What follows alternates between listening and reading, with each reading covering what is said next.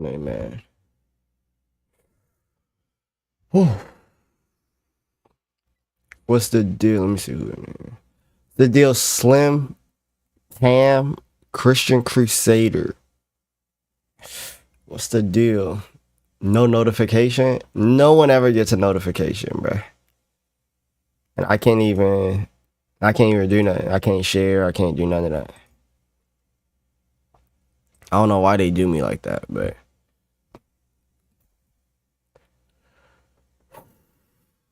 please forgive me.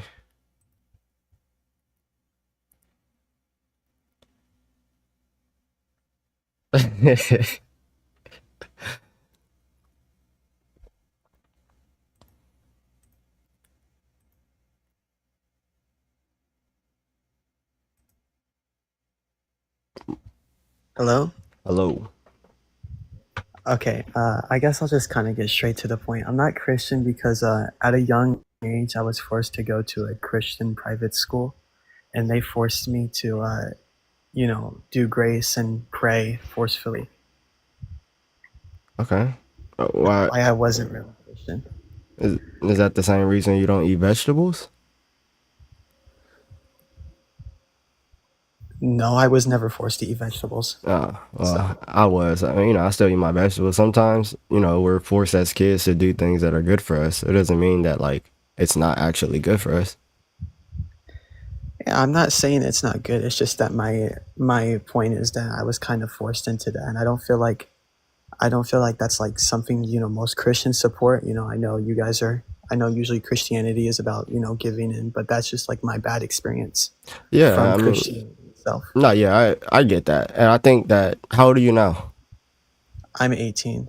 Okay, well, I mean, now that you're 18 and you can make your own decisions, I think that you should look into whether or not Christianity is true, right? Like, I Mm. think that if you were, for example, right, like me and my fiance, we have this conversation all the time about like disciplining children, right?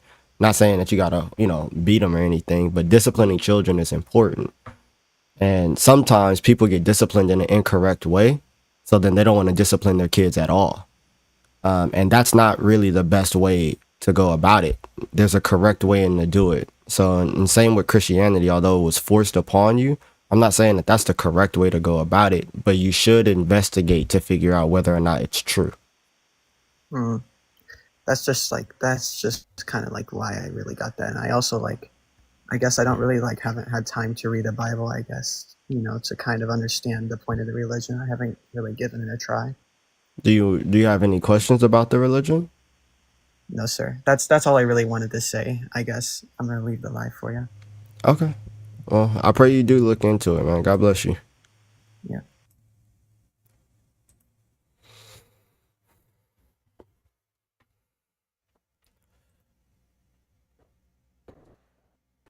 Hello? Hello? Can you hear me? Now I can. It sounded like you was breaking up. Hello? Yeah, hello? Okay. I'm 35. Okay. I'm 35. Okay. All right. Why aren't you Christian? It says, why aren't you Christian? Because Christianity cannot possibly be true because it has claims in the Bible that are not true, that are disproven by modern science.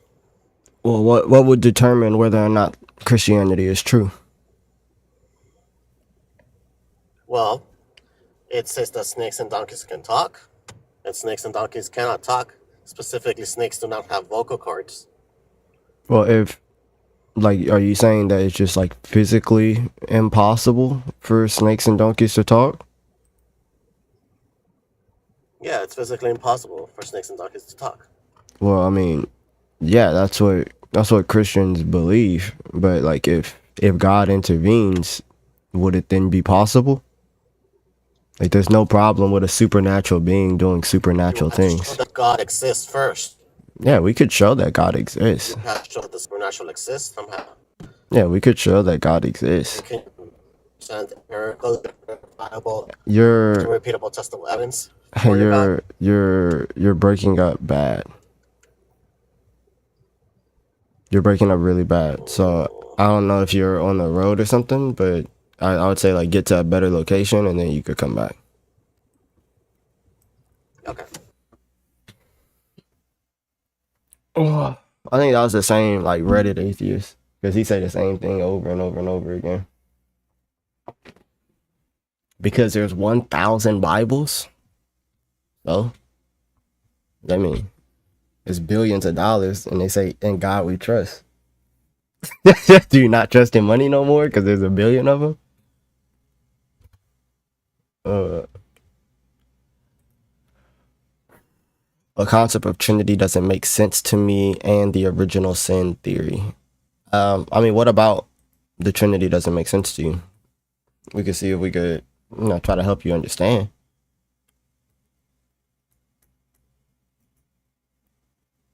Yeah, I would have to know what about the Trinity doesn't make sense to you. Because, I mean, and you might not want to come up, but in regards to the Trinity, it's really just that God exists in a different manner than we exist. He exists higher than us. So we exist as one being, one person, or one nature, one person. God exists as one being, three person. We are a unipersonal being. God is a tripersonal being. That's the Trinity. I'm a non-denominational. Do you consider me Christian? Yeah, if you believe that Jesus is God, you believe in the Trinity, that he died and rose again. Yeah.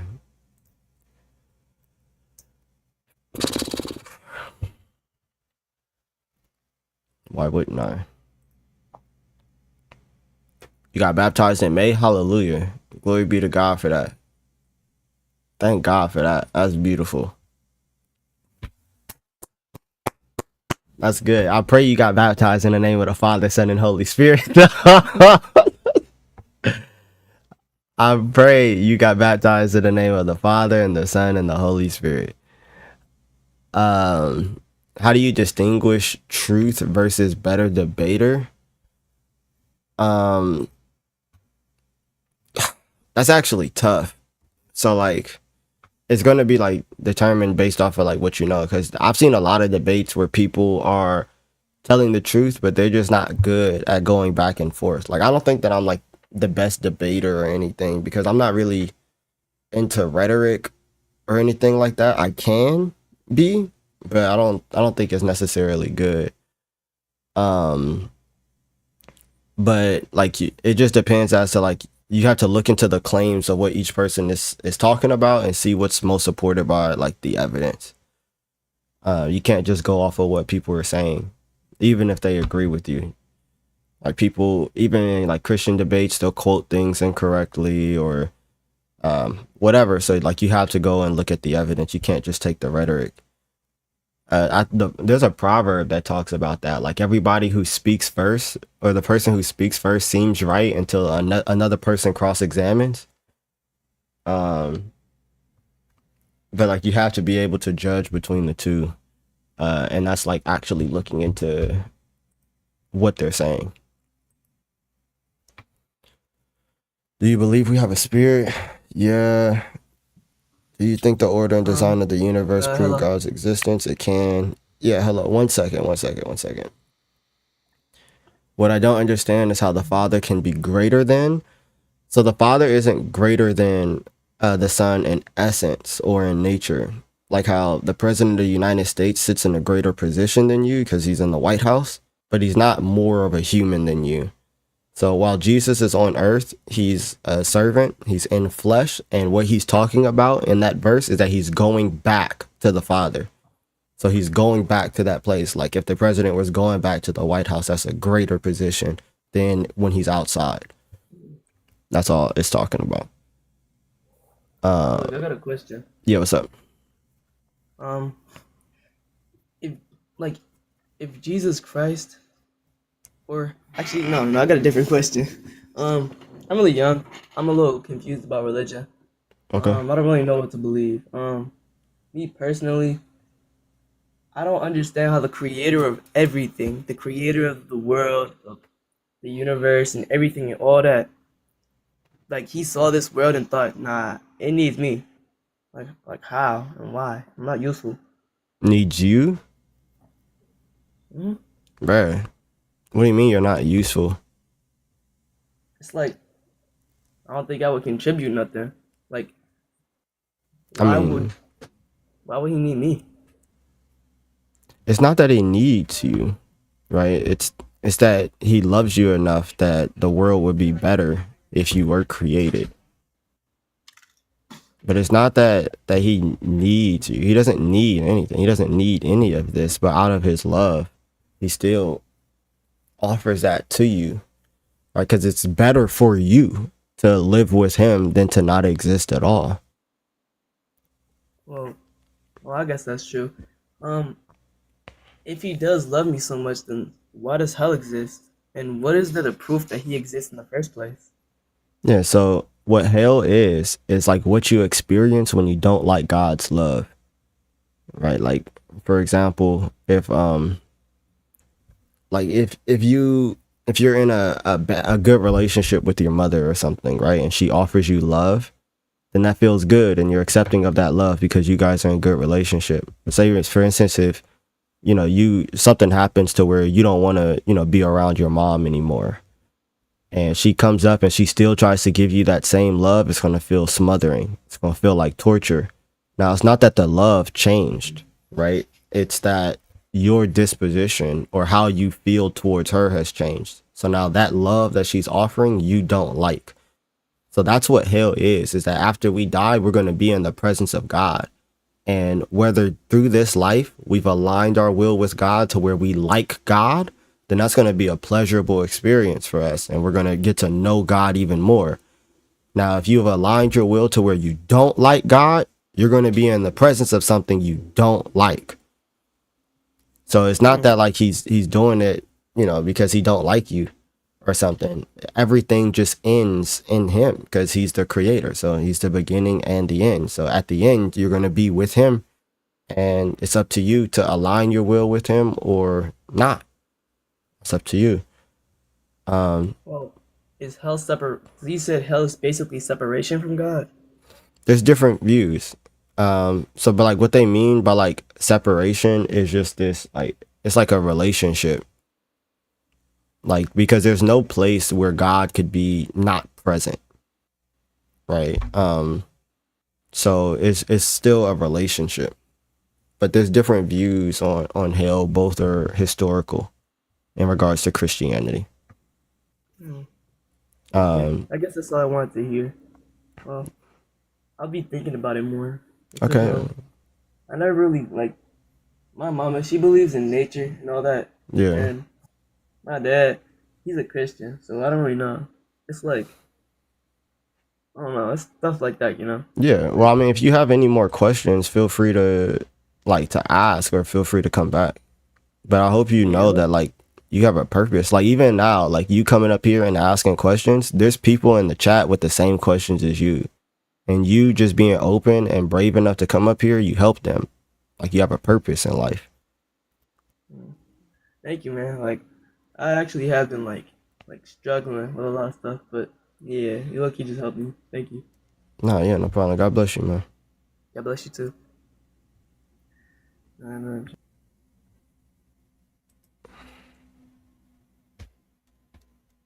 That made me sad. I feel bad. Hey, Hello? what's up, dude? What's up? What's the question? This is joining. It is, why aren't you a Christian? Uh, I mean, I can say that I'm Christian, but it's like hard being one. It is hard. When you say that you're a Christian, do you mean that you believe that Jesus is God, that he died, that he rose again? Yes, I Okay. believe that he rose like 3 days later. I'm Mm-hmm. not gonna go into like the whole story. Yeah. Okay. I mean, yeah, it is hard. That's why it's worth it, right? Like Yeah, there's nothing worth having that's not gonna take a little effort. yeah. I mean, he died. He died for his sins. I mean, he paid the price on the cross. I mean, I'm gonna get to somebody that doesn't agree, so prayerfully they could get to where you are. All right. Okay. God bless you, man. See.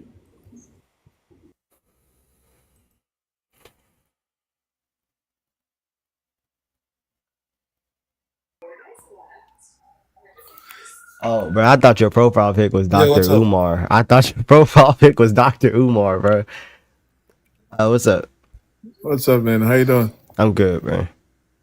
The reason why I'm not Christian is Paul preached a different Jesus from James and Peter. Okay. Do you know how I came to that conclusion? No, how'd you come to this Okay, conclusion? explain to me Galatians 2, verse verse 10 to 12.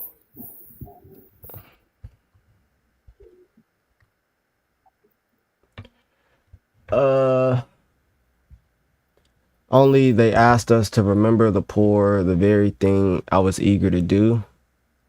But when Cephas came to Antioch, I opposed him to his face because he stood condemned. For before certain men came from James, he was eating with the Gentiles, but when they came, he drew back and separated himself, fearing the circumcision party.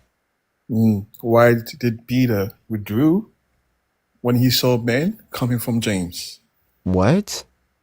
Why did Peter withdrew when he saw the Jews from James coming? Why Because he it was says eating with the it? Gentiles. The Gentiles were the It, people of Paul, it right? says it. It says it right. It says it right in the verse as to why he withdrew, Why did he withdraw? fearing the circumcision party. So Exactly. he was fearing the opinion of those others. And what's their opinion? Their opinion was that you shouldn't be eating with Gentiles. Why shouldn't you be eating with Gentiles? They had their own opinions for that. They thought that they were What is the unclean. opinion? What is the opinion? They thought that they were unclean. So what is the uncleanness? What is uncleanness? Yeah, so Yeah. for them, they thought that they were unclean. They thought that they were like doomed to sin, or they thought that they were just ritually unclean. No, but Now, these are hold on, for Peter, I don't know if you remember, but Peter gets a vision from the Lord, remember?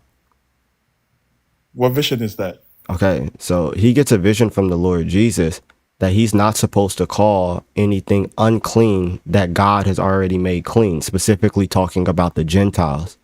Okay. So it was right for Peter to sit here and do these things, but then he started to act away from the things that Christ has already said was okay because of the ideas, or how the Jews were going to look at Actually, them. actually, if you read the verse and continue, you see what wasn't in Paul was. Paul actually said he was going to tell him to his face. Was he going to tell him to his face? And what was he complaining about? To What his was Paul what? He's complaining going to tell about? him to his faith? Read it to his face. Oh, to his face. Yeah, read it again. Read it, and maybe you haven't read it. You get me? Maybe you I haven't read literally it. just read it, bro. No, no, Here, no. here. I said read it. Tell me this. What did I just say? Okay, wait, hold on. Opinion. That's the word I was looking for. Have you read this passage ever? Yes. You've read this passage ever and you don't Yeah. know the context of these passages? I'm literally telling you the context of the passage. Yeah, bro. Bro. See, people don't act just to act. They act based on a reason. There's a reason when Peter was eating with the Gentiles, when he saw the Jews from James coming, he withdrew because they were preaching a different type of Christ. Where do you get that from? Okay, I'll show you. Hold on.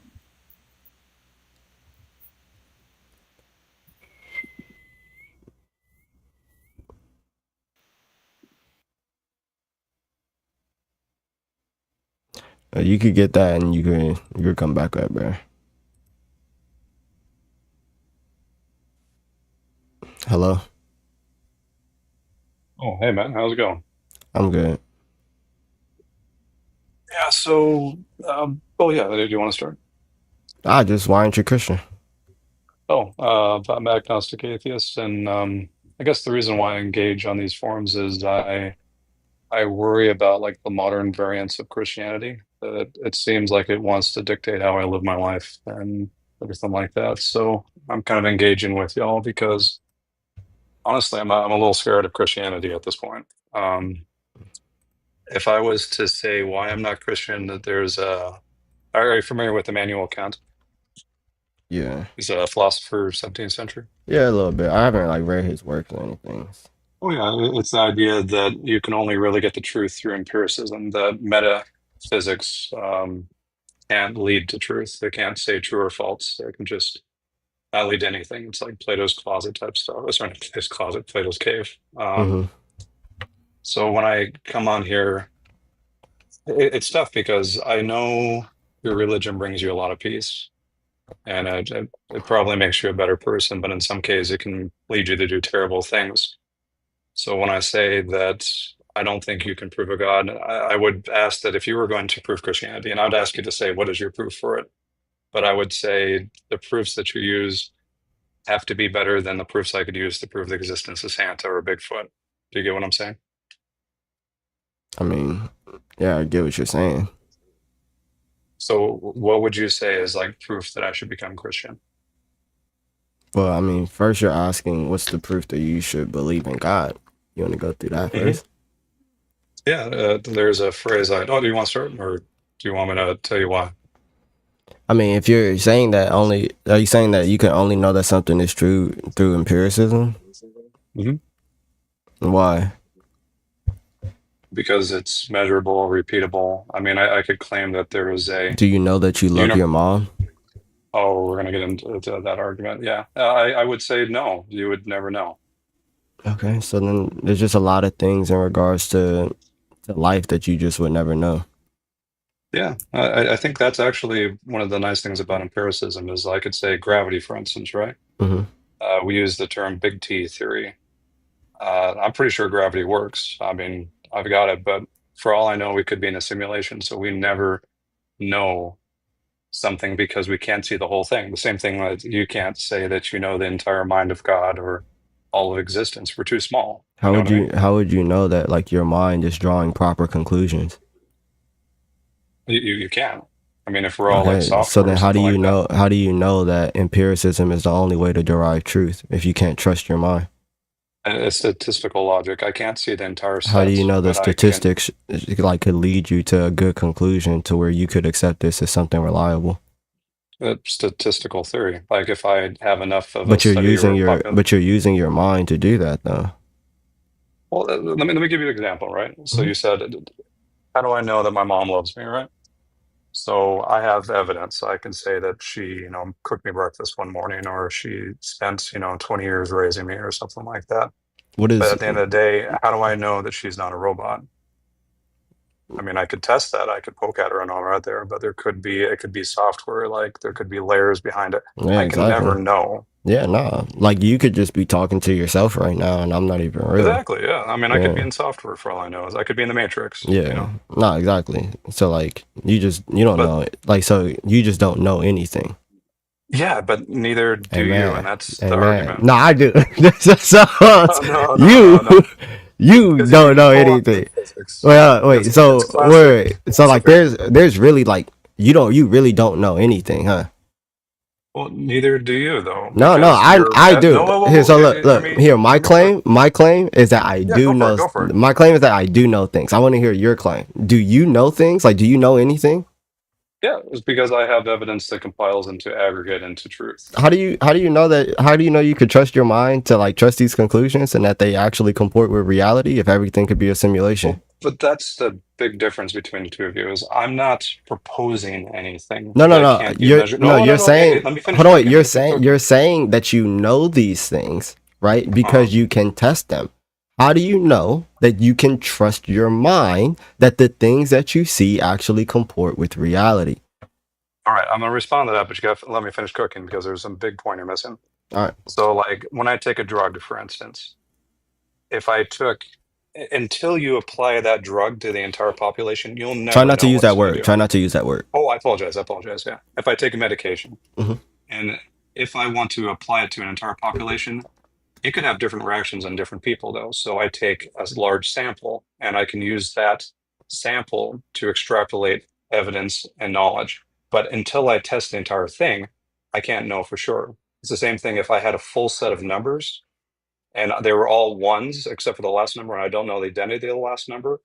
I can't never know that I have a set of ones because Here, that but last number is an unknown. you're saying And here, that's what I'm arguing is that you're purporting to know things that neither one of us can know because we're so small.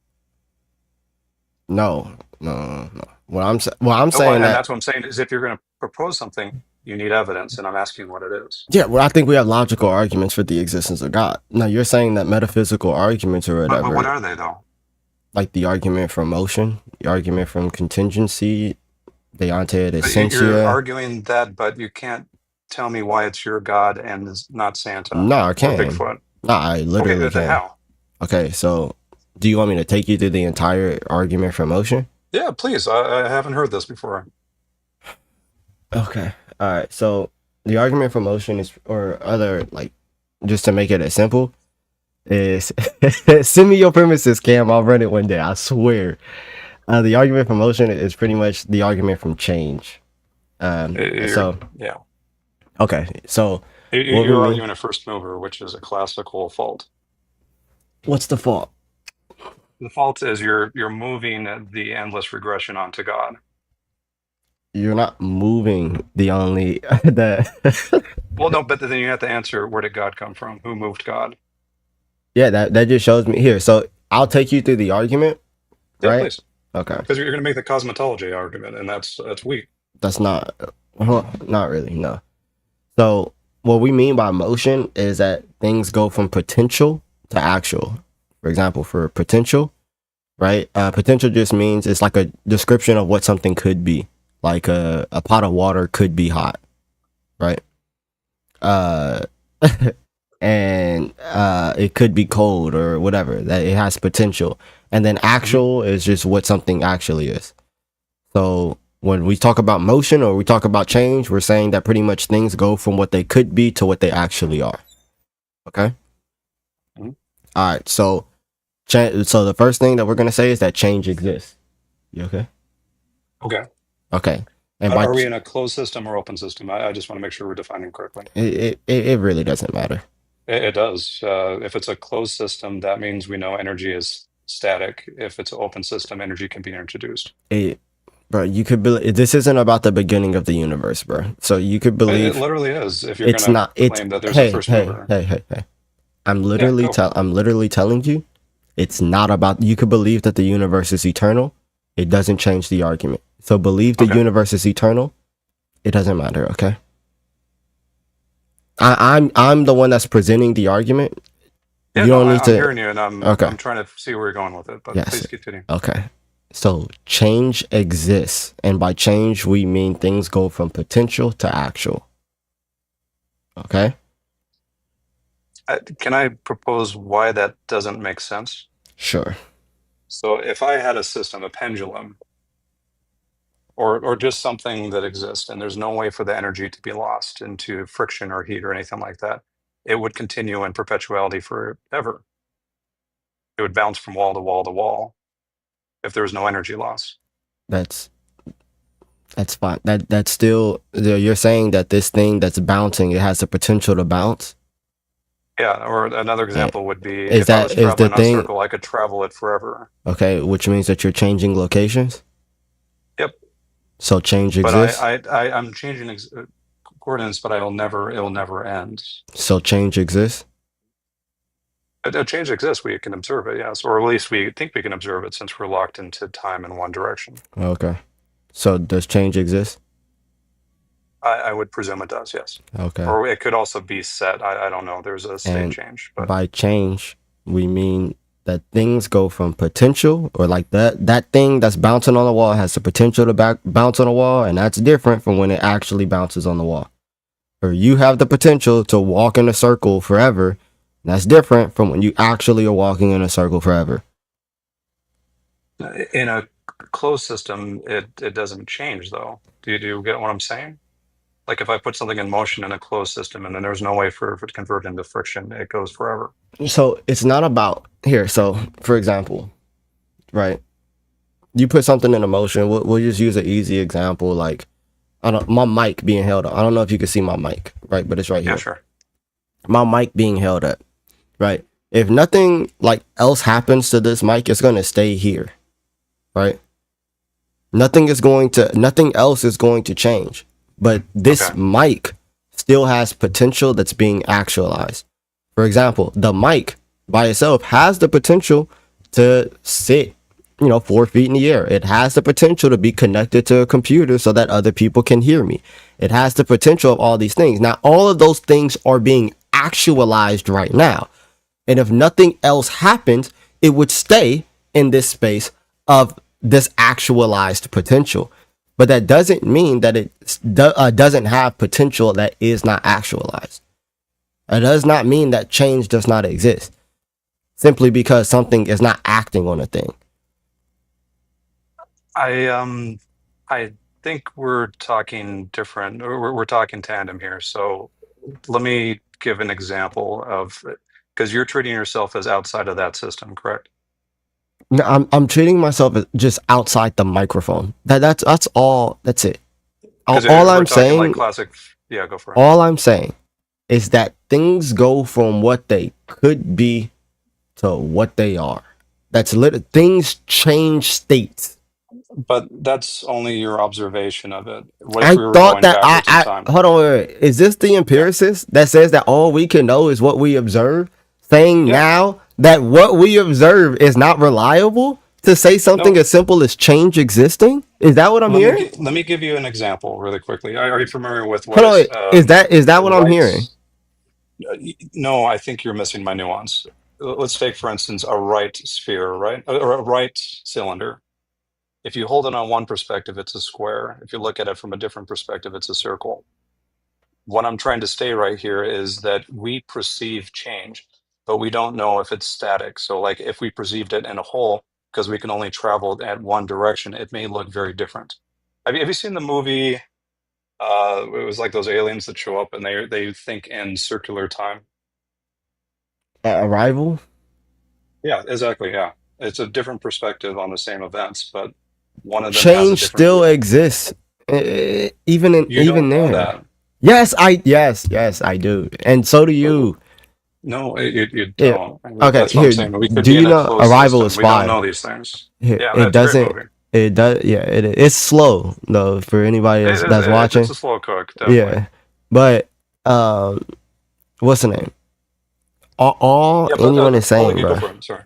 Yeah, all the first premises is just that change exists. Like, and if you're saying that you don't know that change exists, it is because you don't know anything. But I'm saying, like, take those organisms, right? In that movie, they see time as a whole. That's fine. That doesn't mean that there's an actual distinction between what things So could be and what they are. when It I when it I doesn't leave the change dimensions things. that we're locked into, it may change. We know that there's, I mean, No, a lot of dimensions that we can't perceive. your perception may change, and that's a change. That means that you could go from perceiving time as a whole to actually perceiving time as a whole. That's change. That's Yeah, all but anyone then is time saying. as a whole, if you laid down all of eternity in one line, then it's unchanging. It exists as a set. It's just a different dimension. You can't demonstrate change. I'm sorry. This is classic philosophy.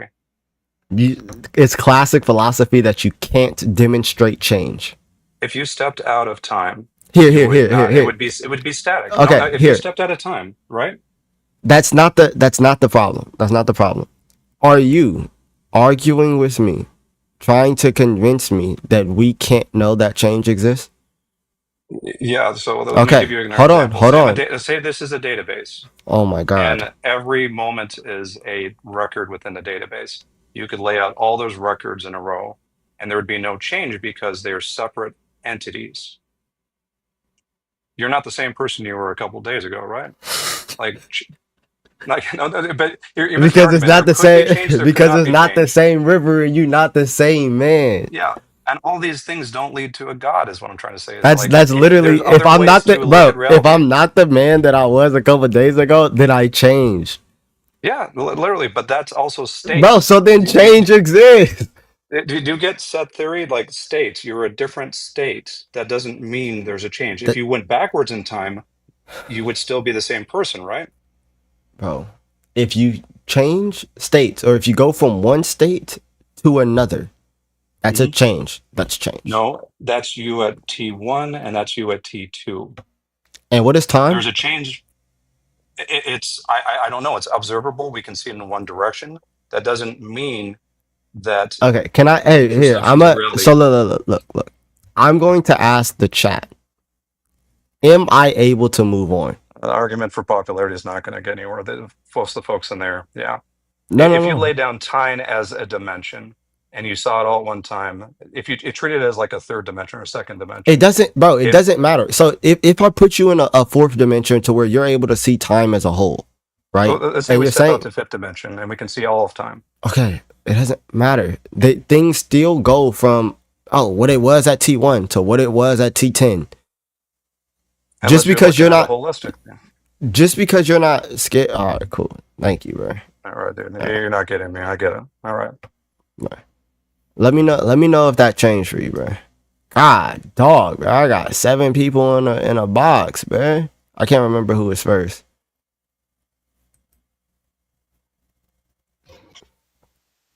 Yo, what's up? What's up? Yeah, so I'm not convinced of any argument that prove God's existence. I don't think there's any like valid one. All right, hold on. Is there like a head atheist that's sending all the atheists to my live? Like, how'd you find me? Well, I just scrolled on live. All right, bro. So I think that there's good arguments for the existence of God, bro. Like, I think the argument for motion is a good argument for God. so that's gonna be like prime mover, like that. Yeah. So basically, you're saying everything that's in motion has to have something else that like put it in motion. Right? What do you mean by motion there? Like anything that's moving. What do you mean by Or, moving? Do you mean like changing physical location? Yeah, changing its position in space. Nah, we just simplify all that to just change. So when we talk about motion, we're just talking about change. That things go from what they potentially could be to what they actually are. Okay, and so why does God not like why is he not bound by this? Yeah. So the argument pretty much is that change exists. Change is the actualization of potential. But a potential cannot actualize itself. Only something already actual can bring it to actuality. Therefore, whatever changes is actualized by something else, or whatever is moved by something else. Now, this leads to a chain of movers or a chain of actualizers, each depending on something else to cause its actuality right now. But this chain can't go on forever or infinitely. Without a first actualizer, nothing could be actualized. And since we do see change happening, there must be a first actualizer. This chain must terminate in a first actualizer. Now, this first actualizer must not have any potential, because potential means that you can move. But this first actualizer is not moved. Therefore, it is purely actual, or it is not changed by anything else. And a being of pure actuality is what we mean by God. Therefore, God exists. So for example, right? Just to clarify, right? Say for instance, if I have a bunch of extension cords, right? And I plug my phone into an extension cord. I plug my phone into a charger into an extension cord, but the extension cord is not plugged into a wall. Will my phone be charged? No. What if I plug another extension cord that's not plugged into a wall? Yeah, I get what you're saying. Okay, and then if that goes on infinitely, my phone still wouldn't be charged, right? Yeah. But I'm seeing now I have this super long chain of extension cords, but I am seeing that my phone is charged. What does that mean? Yeah, that means that there's an initial like thing, like somewhere, some type of wall that's plugged into. Yeah, and it's something that has like that power within itself that doesn't get it from the previous member, right? Yeah, so that's pretty much why we say that this can't go on infinitely, because everything in the chain that we're talking about depends directly on the previous member. That can't go on forever if we see that change exists. Therefore, if we see that change exists, there must be a first mover or a first one that is purely actual, and a purely actual being is what we mean by God. Okay, I understand that, but I'm not okay. I understand that God that you can put God in that scenario to remedy that, but I'm asking like, why does it have to be God? Like, why can't it be something else? Well, that's what we mean by God, right? Also, So anything I put there, you would just call that God. the a being of pure actuality, yeah, like even in the scholastic ABCs, like that book of scholastic philosophy, a purely actual being is simply God alone. Like I could pull up the definition for you if you want me to. Well, why does it? Well, I mean, why does it have to be a being? Why does it have Or to be a what? by being here, does that mean that it's conscious or something, or do you just Well, we mean can from the state that of like understanding that there is a purely actual being, we can then logically deduce what we can know about this being or this thing that exists. So then we can get to the fact that it is like conscious or has a mind. Well, well, what I mean is like when like, can we not place something that's like unconscious here, or does it have to be something? Nah, I would argue that it has to be conscious, or I don't like using the words conscious, but it has to have a mind. Okay, yeah, that's what I'm asking. Like, why does that have to be? Yeah, so when you have a being that's purely actual, right, which the argument that we just ran through shows that there is a being that is purely actual. From that point, there's like more arguments talking about the attributes of this being. Do you want to go through that, and then we could get to the mind? I mean, yeah, sure. Okay. So, do you care? Like, let me just figure out which ones you care about. Like, do you care that that it's only one of these and it's not like multiple? Well, only one purely actual being? Yeah. No, I don't really care about that. Yeah. All right. So here we'll just go from it being immaterial to it being all powerful to it having an intellect. Okay. Okay. Now you're going to get into like some philosophical language. Please do not be afraid to ask any questions whatsoever or whatever you don't understand. And if you do understand it, then cool. But yeah, so a being that is purely actual just means that it doesn't have any passive potency or it's not acted upon by anything external to it. So we'll just go from to be imperfect, right? To be imperfect is to have a privation or a lack of some actuality that ought to be present, but a purely actual actualizer has no unactualized potential, so it has no privation, therefore it is perfect. When you're off screen, I can't hear you. Wait, can you say that again one more time, sorry? You said what? Can you say that again one more time, sorry? Yeah. All right. So I'm gonna just be providing the argument. You could disagree with a premise, and then we could talk about it if you disagree. Okay. If the Gonna be like logic a just doesn't snippet? follow. Yeah. Okay. Okay. So, here we'll just go from omnipotence. All right. So, power is the capacity to actualize potentials. That's what we mean by power. All actualized potentials are either actualized by the purely actual actualizer or by chains that terminate in it. So, all power ultimately derives from the purely actual actualizer. To be the source from which all power derives is to be omnipotent. Omnipotent means all powerful for the chat. So this this this period. So when you say omnipotent here, you don't mean that it can do anything. You just mean that it's more powerful than anything else. That means that everything, like all actualized potential, it terminates in this first mover. Therefore, if power is the capacity to actualize potential, everything that's actualized ends up terminating in one way or the other in the first mover. Therefore, it's all powerful because all power literally comes from this first mover. Okay. Does that make sense? Yeah. Okay, so now we're finna get into the intellect, all right? Okay. All right.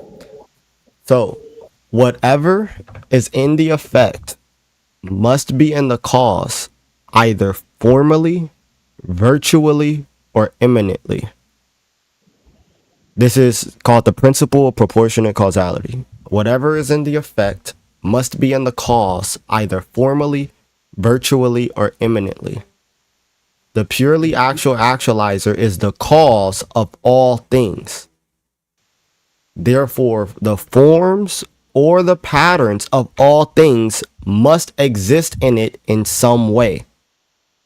But they do not exist in it as they do in material particulars, which means formally or virtually. So they must exist in it in it imminently, or in an abstract manner, as in the intellect. Therefore, the purely actual actualizer has an intellect. Hold on. Wait. What were the other two ways you said other than imminent again? Formally, virtually, or imminently.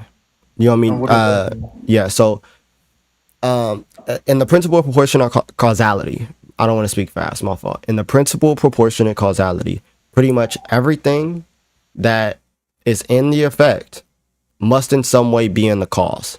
So, wait, can you come back to the screen just so I can make sure that you hearing me? So I was trying to write that phrase down because I was gonna look that up later. Oh, principle of proportionate causality. Go Yeah, I ahead. got it. Thank you. Okay, cool. So, a formal containment, or it being contained in the cause, means that it possesses that exact same form as to what it is. So, for example, like a hot stove can cause heat in a pot because the stove formally contains heat. It actually has that property in the exact same way, right? It has heat, it gives heat. Now, virtual containment means that the cause doesn't have that form itself, but it has the power or the potential to bring about that form. So, for example, a seed virtually contains a tree, right? It has the potential to grow into a tree. Yeah. Okay. Imminent containment means that the cause doesn't have the same form, but it contains the perfection of the effect in a higher or more excellent way. So, like, for example, the intellect can produce the idea of triangularity, right? Like, but a mind is not shaped like a triangle, but it understands the form or the concept. Yeah. So why can't it be the first two again? So the reason as to why it can't be the first two, well, one, formally, right? That is going to imply materiality. So this the first mover is not material because it doesn't have any unactualized potential, or it doesn't have potential. Material implies potential, therefore the first mover is not material. So it couldn't be contained in the first mover formally. It couldn't be contained in the first mover virtually, because virtual containment implies potential as well, that a thing goes from what it could be to what it actually is. But this first mover doesn't have any potential, therefore it's not contained in the first mover virtually. Therefore, it can only be contained imminently. Now that means that this first mover contains all of these forms imminently, or in a more perfect manner, just like the intellect. Therefore, the first mover has an intellect. Okay. I don't have a really good defeater for that. You say you don't have an issue with that? I said I don't have a defeater to that. Become a Christian. Sorry. Yeah. So now you have this first mover. Like, if we ran through everything, you have this first mover. Like, so obviously it has an intellect. Therefore, like, the purely actual actualizer has an intellect. And since all forms of things that exist within this intellect, nothing lies outside of its scope. Therefore, it's omniscient, or it knows everything.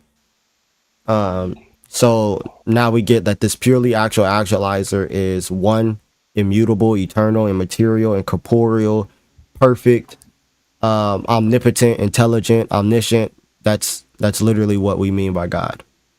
Like, therefore God exists. Okay, I can see it. So So say after me, dear Lord Jesus.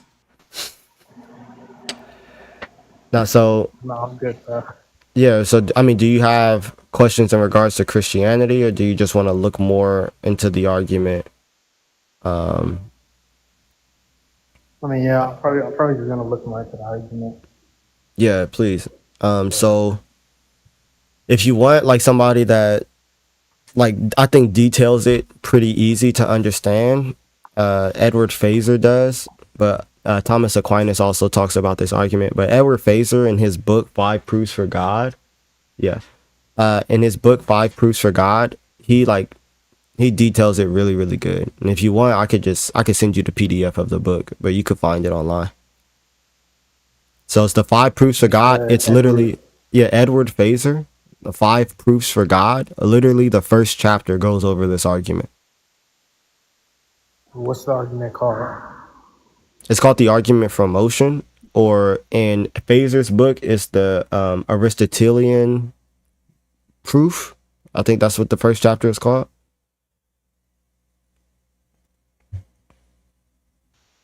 All right, bro. Thank you. Yeah, no problem. But I gotta go. Okay, yeah, no problem. God bless, man. Nah. They need to be taking that next step, man. Just be saying they concede. No. You concede, so turn to Christ. What's up, PhD? Hey, how's it going, guys? I'm good. How you doing? Doing good. Doing good. Hey, so I was going to address the prompt initially. I'm an atheist, just so all the cards are on the table. And by atheist, I mean like a strong atheist, like I confirm that there are no gods, right? So the reason I'm not a Christian is because I think that religions are man-made, and that includes the Christian religion. Okay. That's kind of the primary reason. There's others, but What's the argument for that? yeah, we see that humanity makes up religions all the time. Christianity is a religion that is made up by humanity. What's the argument for that? You're just stating The stating argument anything. for Christianity is a religion made up by humanity. Yeah. Yeah. So we can see the development of Christianity from, Judaism and into what it is today. We see lots of hands of people like manipulating and changing what Christianity is. Like what? Oh, what do you mean, like what? Like what? I can give an example. Is that what you mean? Like, I mean, you're saying that things go like Judaism progresses. Do you understand what Judaism was preaching? Yeah. What was Judaism? What do you? What was Judaism preaching? I don't know that preaching is the correct term to Not use. what was I mean, we Judaism? see What an was Judaism evolution of talking about? Judaism. What was Judaism We see an talking about? evolution. Hold on. Yeah, wait. we see an evolution Yeah. of Judaism from Canaanite gods to Yahweh and El kind of merging See into that? one. Where do you see that evolution Yeah. within the biblical text? Oh, it's historical. Where? No, but where? Where do you see it in the biblical text? Where do you see that? Oh, are you only looking at biblical text or no? If you're Because saying that Judaism evolved from this thing to this Yeah, thing, so you would have to use the sure. text to show that this took place. Well, but you understand that the text there, like the Torah, the Talmud, those are only going to be limited to what the religious people themselves think is going to be acceptable. What here? So, Hold on. I want to see how honest you are. What's the difference yeah. between the Torah and the Talmud? Well, I mean, they're accepted by different people What's the as far difference? as What's the difference?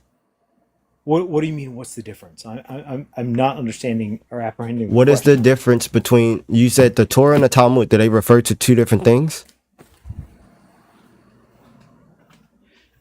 Yeah. So What are you what asking me? okay, what's the difference between them? How do you know that they refer? Don't look it up and tell me. I'm sure you looked into this. So Go ahead, read. you're no, I'm not reading anything. Okay, what's the difference between the Torah and the Talmud? So the Torah is usually like the first five, the Pentateuch, right? What's the The Talmud? Talmud is like more rabbinic illustrations, not illustrations, that's not the correct word I want to use. Um, Interpretations, excuse me, after that. And when does the Talmud come about? Later from the Pentateuch, yeah, the So, Torah. in regards to Judaism, does But well, hold on, this wait, is wait, this is a does the this is Talmud a come? distraction from No, the no, no, question. no, no. Does the Talmud come after Christianity or before Christianity? This is a distraction It's from the not, because you're question. saying it's not, because you're saying, No, because hold on, what I'm saying is like we can see the evolution of Judaism. what's the evolution? What is it? What Yahweh's, does it evolve from? yeah, early Canaanite religions. Where do you get that from? The vast majority of historical consensus. Like, Are you unaware of this? like what? What? Show me in the Jewish text where it goes from, Why are you only limiting yourself to the Jewish text? because you're. So Oh, you could go, Mazi.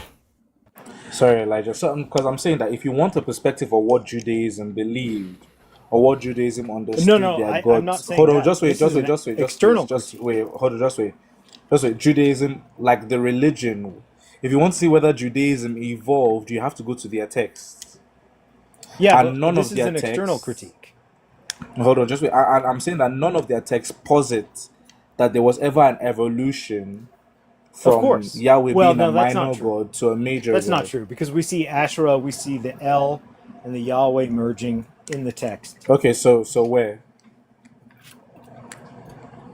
where do we see Yahweh going from a minor deity to a major deity within the text? Are you just? I'm asking you. Are you just wanting to stay inside the text there, the Torah, and the is that what you want You to can see or what? you can bring the whole Tanakh, but we're discussing what a group of people believed. These group of people wrote down what they No, believed. that's not what I'm Hold on. discussing. You're saying I'm not that, you're discussing saying, what a no, hold group of on. people You're saying, believe. yes, you are, because you're saying that No, what no, they no, no, believe, hold no, on, you're no. saying that what they believed evolved from these things. So you have to show the link between what they believe, which is written down in the Torah, right? You have to show the link between what they believe and that evolution. So we're giving you the source. Hey, go ahead, go to the Torah, show us that evolution. Go ahead. Yeah. So that would be like me going to. Let me think. Let me give a good analogy here. That would be like me going to. Are you familiar with Borat? That comedy style? No, bro. You're not. No. Okay. What comedians are you familiar with? Dave Chappelle, Bill Burr. Dave Chappelle, Bill Burr. Okay. That would be like you asking me, like, what in Dave Chappelle's stand up shows his influences without allowing me to look at the past influences that Dave Chappelle has had. No, you would have to show direct correlation, because just because somebody could act like this doesn't mean, and it does not necessitate, that they have now directly been influenced by said thing. For example, like I've been to different countries. The kids there act exactly like the kids back at home.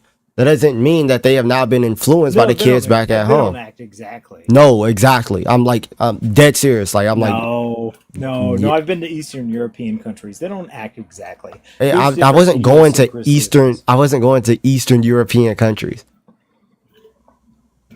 Well, so then your experience is limited. Is that what you're saying? No, I'm saying that I'm first of all, I'm telling you my experience, and I'm telling you that they Well, I'm sat here telling you and my they act. experience. Yeah, I'm saying that they act exactly like the kids back at home. That doesn't mean that they have a direct influence, or the kids back at home that have a direct influence on the kids there.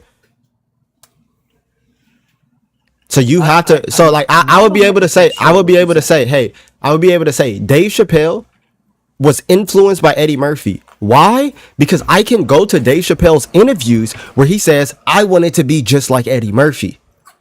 Yeah. And Yeah. what we can see. So I we can see exactly. So I'm giving you that chance. I'm giving you that chance gotcha. to go to the Jewish text and say, okay, this is where it You're evolved. limiting it to the Jewish text.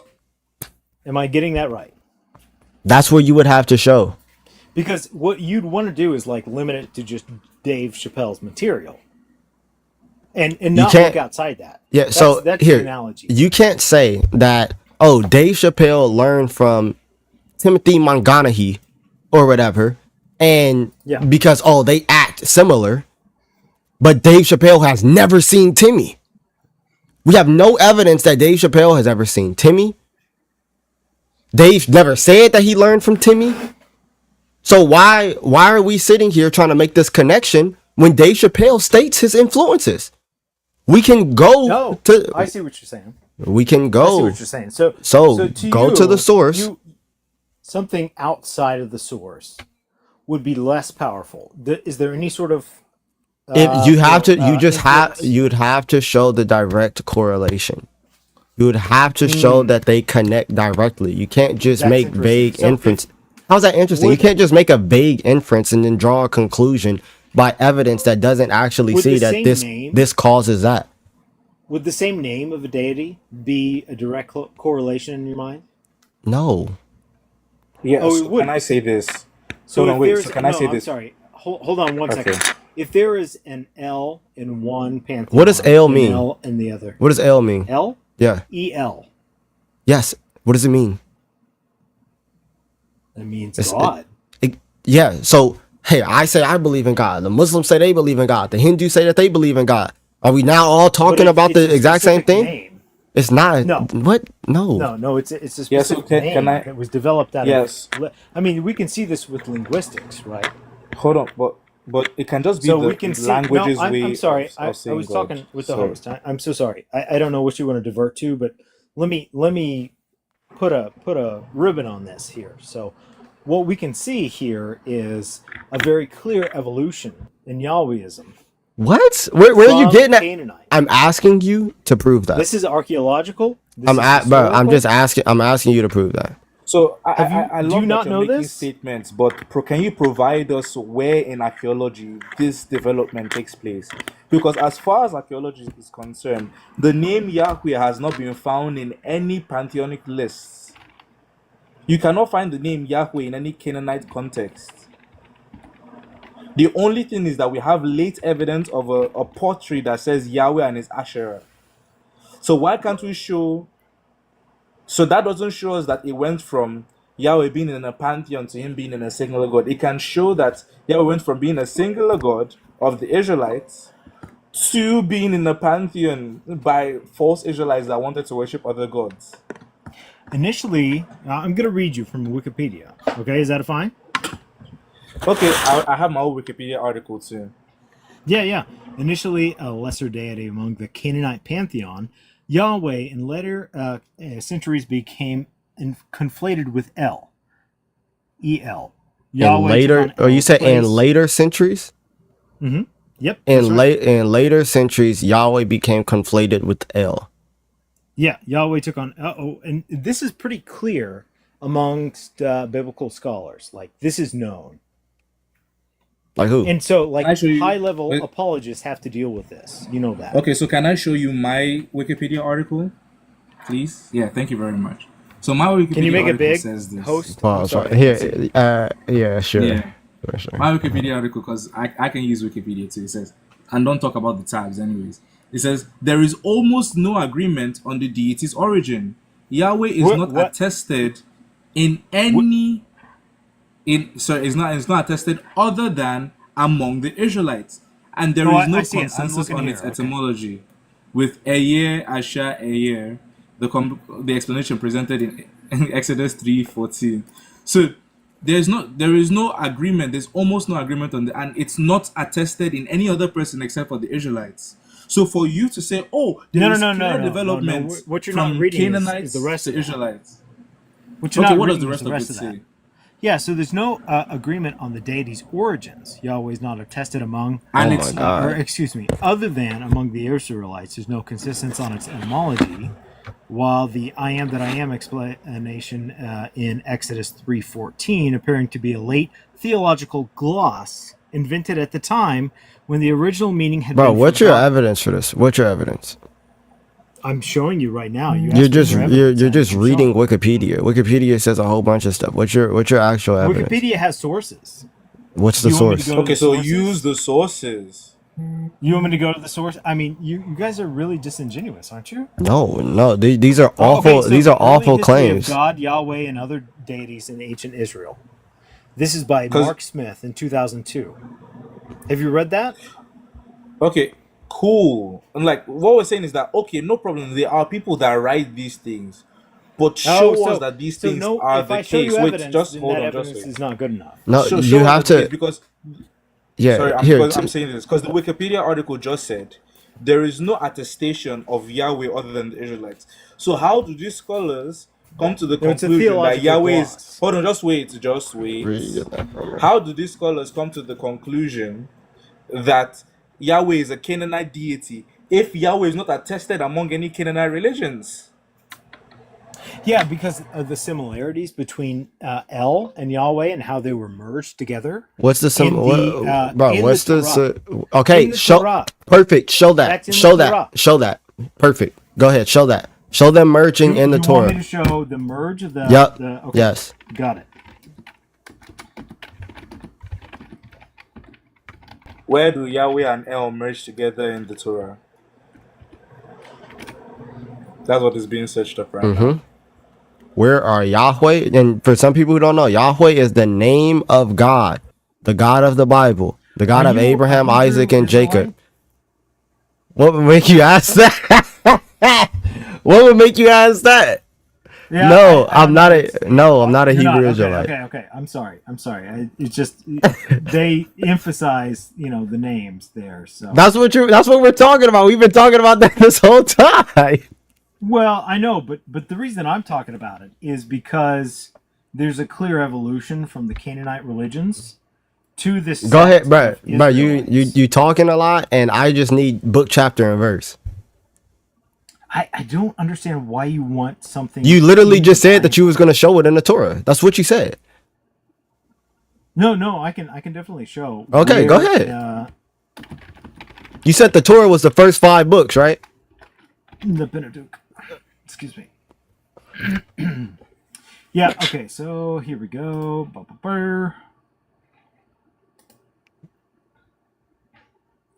All right. Yeah. Are you? Well, let me ask you this. I've got it here in front of me. Okay, go ahead.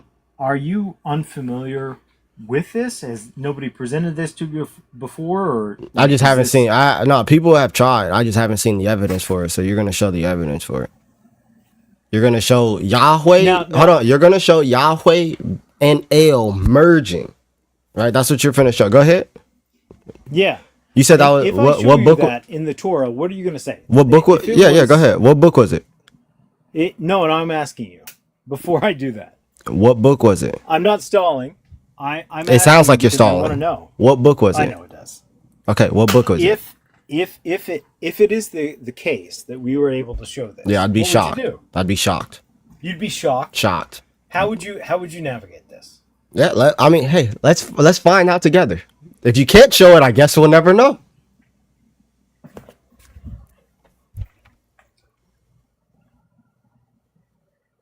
Oh, you have it. Why? I don't understand why you're quiet. You got it right there. It's right there in front of you. Where's it at? Yeah, it's right there. Go ahead. What's the book? What's the book, But chapter, and I verse? don't even give a shit. I don't even give a shit Hey, because how about this? How about this? How about this? How about yeah. you show me your screen right now and show me what ChatGPT said?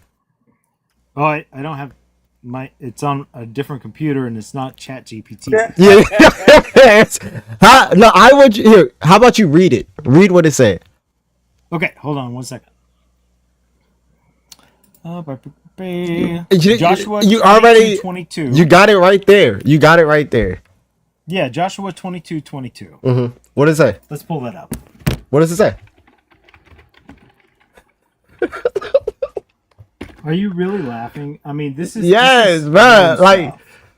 what do you mean is no? Go to Why? Joshua, guys, let him go to Joshua It's embarrassing for you 22:22. that you don't know. Oh this. no, PhD, don't talk. Just go to Joshua 22:22. Amen. And Sorry? cook yourself. Amen. Go to Joshua I- 22:22. I'm sorry. And Monty, Joshua, you're hold on, on Joshua your own. 22. Here. I got it here for you, bro. You ain't got to trick. The mighty one, God, the Lord, the mighty one, God, the Lord. He knows and let Israel itself know. If it was in rebellion on a breach of faith against the Lord, do not spare us today. Exactly. Yep. What's the exactly? So are you reading in the Hebrew? You got the Hebrew with you? Go to Bible Hub. Here. Can you read? El, I got you. the mighty you. one of gods, Yahweh. Here. It's El right here. Elohim Yahweh. El Elohim Yahweh. Yeah, because L's not a name. It literally just means mighty one. No. El was That's literally what of it means. No, that's what the it means. Canaanite pantheon. Here. Do you want to go here? Since you say no, we'll go to this word You L. want to go? Are you in the parallel Hebrew? Yes, bro. Yeah. So Yes. El, Elohim, these are used for the term God, right? Because that's just what it means. The Most High God. That's what it Yeah, means. exactly. Yes, So, that's so what you it asked me means. for evidence of how You were supposed to show them merging to form one God this or is something. a merge right here in Joshua. Where's the merge? Show the merge. Are you Where does serious? this? Yes, where does it say like El became?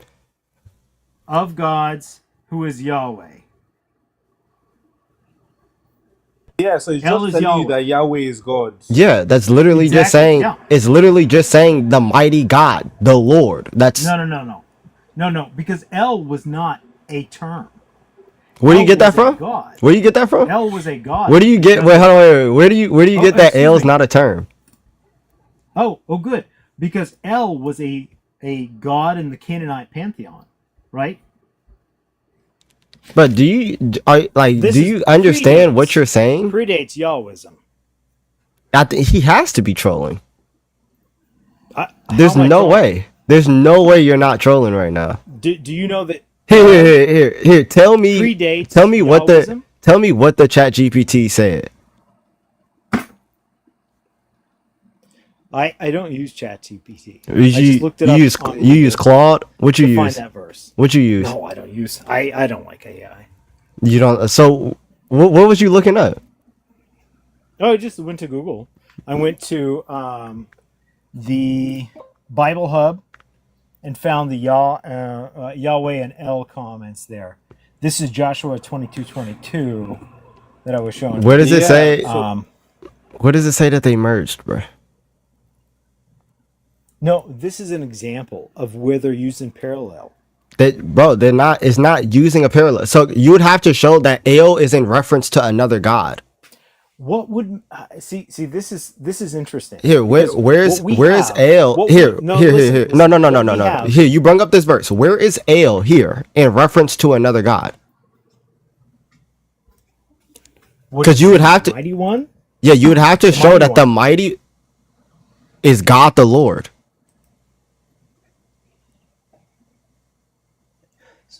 I'm confused by what you're asking me because what we You see would have here to be shown. is You a would have to distinct show. Hebrew word. Can you read Hebrew at all?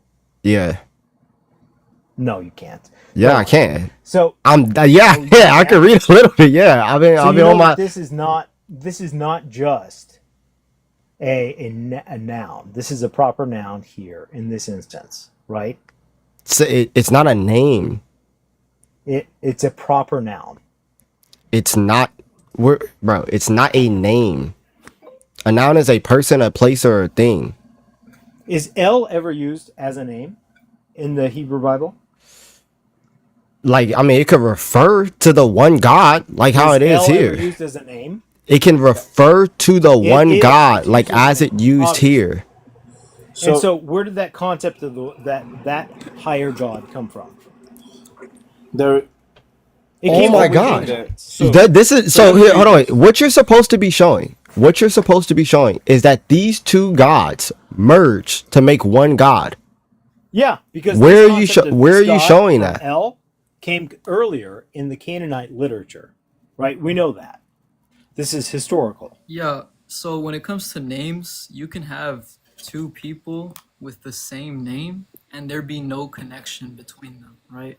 Like Michael It's very Jordan. odd, though, that the Michael Israelites Jordan came out has of the same Canaan. name as Michael the Archangel. Does that automatically This tell is us this is that Michael super Jordan's sus. mother named him after Michael the Archangel?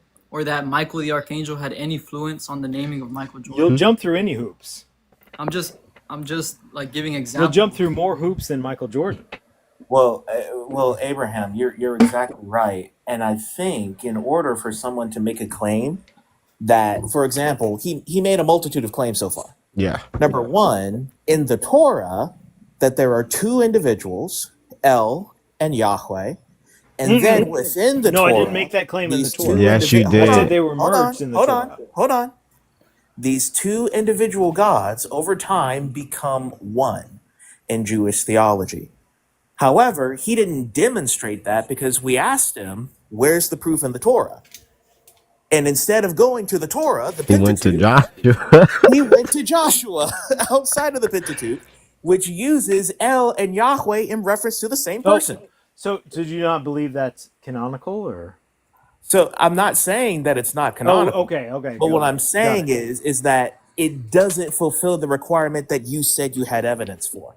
Now, when So- you would, in order to prove the claim that you made that these two individual gods merged, you would first have to find in the Pentateuch that these two individuals are not the same God, and then find in that same Pentateuch later on that they have been merged into the same person. He left. But I guess he ran, so we couldn't even be able to get that far. Dang, bro. All I was doing is just telling you how to demonstrate and prove your position. You done scared the folk off, BD. I'm sorry. I just got that natural intimidation, I guess. Dang. Helping you out makes you so scared that you run. Bruh. Yeah, BD got that conqueror's hacky on him. Hey, I get that reference. Yeah, the conqueror's hacky. Nah, I'm telling you. You see, this is what happens when you listen to Dan McClellan, but can't try and substantiate anything he says. Wait, guys, Like, what if you're does Baal mean? Baal? Bail. Lord, Yeah, Means but all. Lord? he's a pagan god. Oh wait, so it means hello. Lord, you said, Mazi? Yeah, it normally means Oh, so Lord. that's where Jesus came from? He came from Baal? Can you hear me okay? Yeah, hello? Makes sense, buddy. Hello? Xander. Oh, hello. Hey, what's your face? What's your face? Hello? Sorry, I was my internet's lagging a bit, so hopefully it'll sort of stay.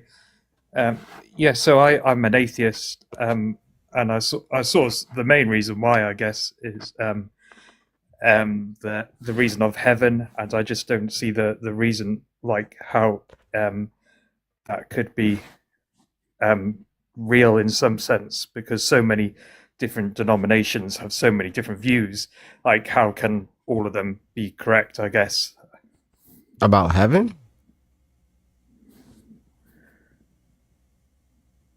Who says that all of them are correct in the first place? Yeah, you don't have to. So, in order to be a Christian, you don't have to have the 100% correct view of heaven. I don't know where you got that from.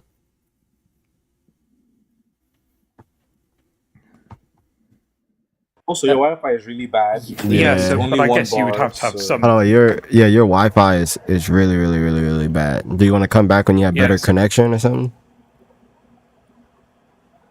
I'll try. Okay. Yeah, it's showing us only one bar. So maybe Try if you can reset get it. closer to the router or something like that, Is it'll that a really bit help. better? No, he keeps cutting out. Unfortunately. But I don't think I have it in me to do more atheists. That's I think that's like the fourth or fifth one today.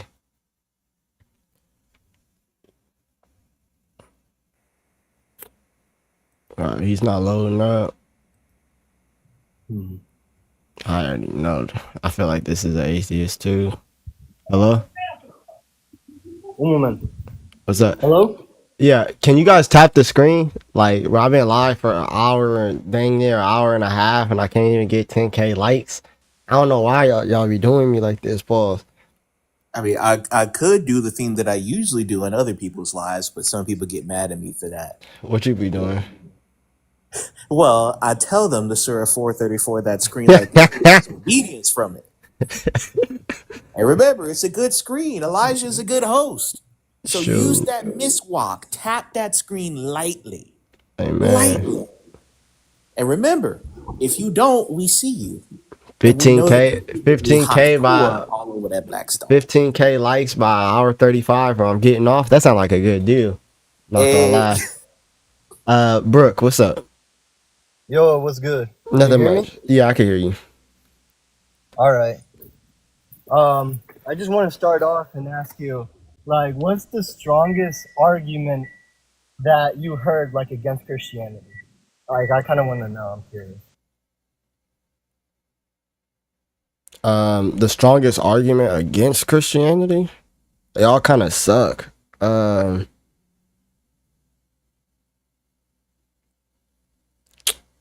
It just it just depends. Like, there's a lot of bad arguments out there.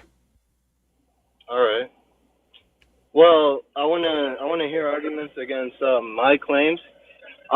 First of all, I am agnostic, and I always try to look at everything from an open mind. But at the same time, people naturally have their biases, whether they like to admit it or not. So, it's kind of hard to sometimes accept realities that go against your biases. Yeah. So what's up? Why aren't you Christian, or what's your arguments against Christianity?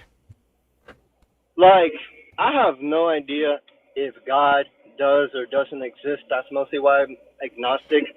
But I'm confident with almost 100% accuracy that the Christian, actually not just Christian God, I don't believe in the Abrahamic God. Like, I'm almost certain that the Abrahamic God doesn't exist. And I feel like the Abrahamic religion with the strongest, like, theological argument would be, like, probably Islam. But even then, I'm still not 100% convinced. Yeah, the Islamic God don't even exist. But But they're all the same God, but They don't. yeah, I don't. Yeah, so me personally, I don't affirm that. Even the Muslims wouldn't affirm that. Yeah, they wouldn't affirm what? They wouldn't affirm that Jews, Christians, and Muslims worship the same God. Yeah. They explicitly say that we Christians don't. They say that we commit shirk because our God is Jesus. Oh, really? That is not what I heard from other Muslims, if I'm being honest. Yeah, they're able to, what they're able to, in order to, like, try to convert you, like, they're able to lie to you. Yep, Takia. Yeah, they're able to lie in order to try to convert you, and then they'll show you the truth after, because, like, leaving Islam is, like, punishable by death in a lot of countries. Mm-hmm. So, like, they're able to lie to you to get you to convert, and then you'll just have to deal with the truth after you come over to them. All right. So I have a question. What? What do you think about Jesus? So I think about Jesus from, like, a historical perspective. Like, he was a real man that really existed. And then as I, like, hear and read about his story, him being crucified for all of our sins, I'm like, wow, this guy was really, like, a product of his time. And for a long time, I was, like, Catholic, so I believed the entire story. But, later in life, I started questioning reality, had a existential crisis and became like jumped from like being Buddhist, atheist, agnostic, Islam back to Christian again, and then now I'm talking to like Mormons and stuff. But the reason, Jesus I Christ. guess, why I don't follow Jesus is that literally, like, look at it from an outsider's perspective. This man just walked on water and then just made like a whole villages like bread and wine. I mean, that's just straight up magic, you know? No, So, no, no. So I don't think you Eric, even pay attention to the very stories themselves. yeah, I do want to point out something you said from a historical perspective, and I want to get mhm. on that because the All very right. same you're using historical sources, but then denying what they say. So, like, even without the Bible, what Mhm. are some of the basic things that historians agree on in relation to Jesus? Are you gonna get to the point that historians like unanimously agree upon like the crucifixion? Well, that's one thing. That's one thing, yes. All right. But there's more than that. Um. yeah. So Well, he was Jewish.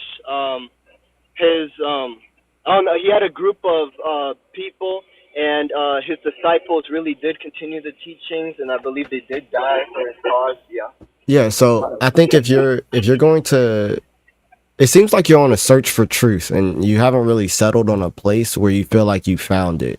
So Yeah, you you're continue. absolutely right, man. Yeah. You're So absolutely right. Yeah. so have you ever looked into like what makes Christianity true? Like, what would be the thing that either proves or disproves Christianity?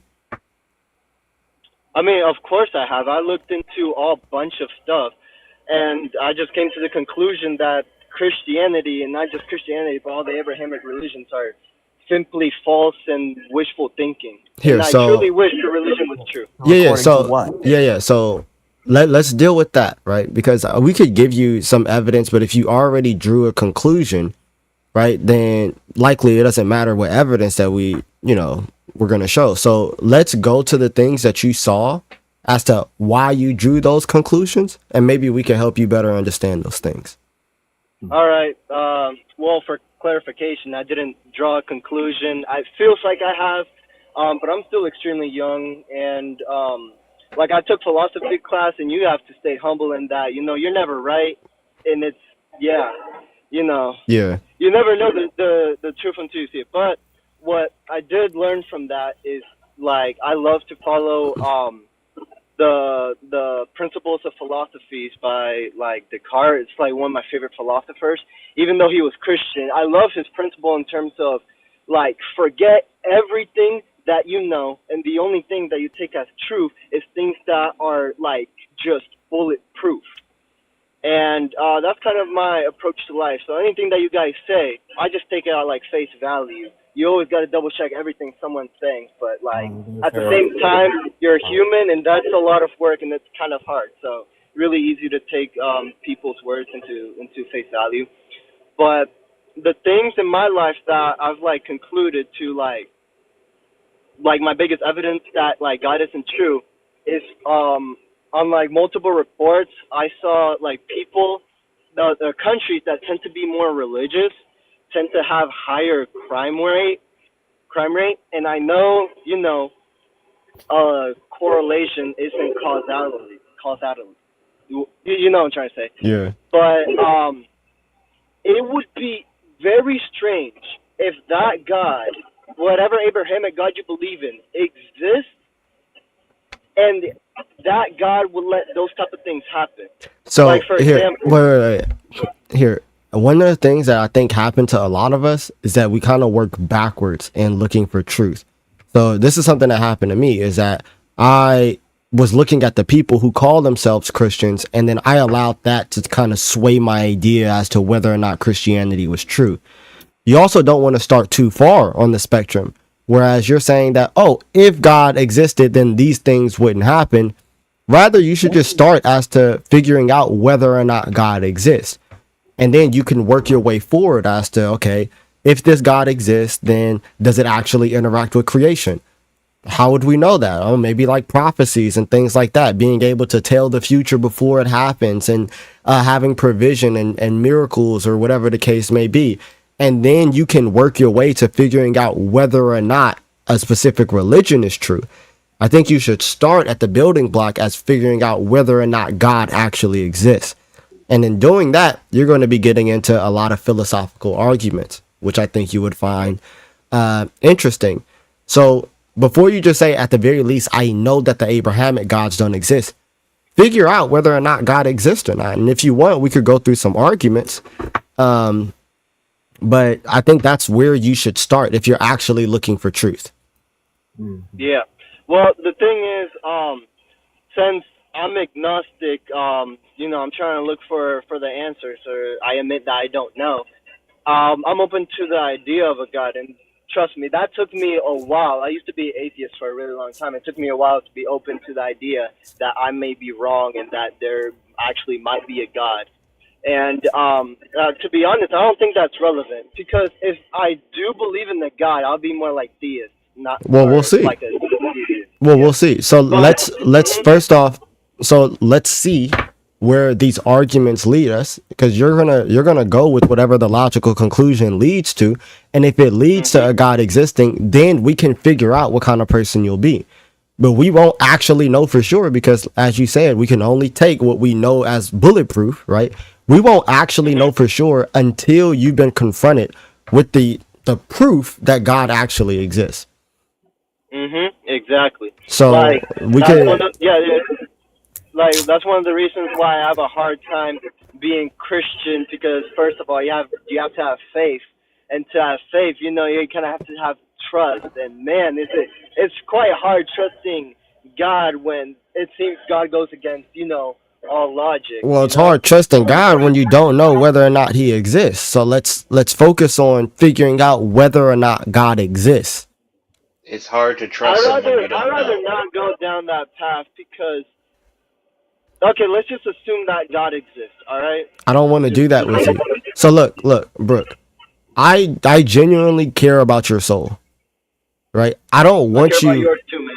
I don't want you to appreciate you. I don't want you to just grant that God exists for the sake of argument. I'm not up here to argue, right? So either we're actually going to figure out whether God exists or not, or we can just move on. And then when you're more ready and prepared to have that conversation, you can come back and we can have that conversation. But I don't want you to grant something as big and salvific, or towards the goal of salvation, as God existing, just for the sake of a conversation. Okay? I don't really get what you're trying to get at, man.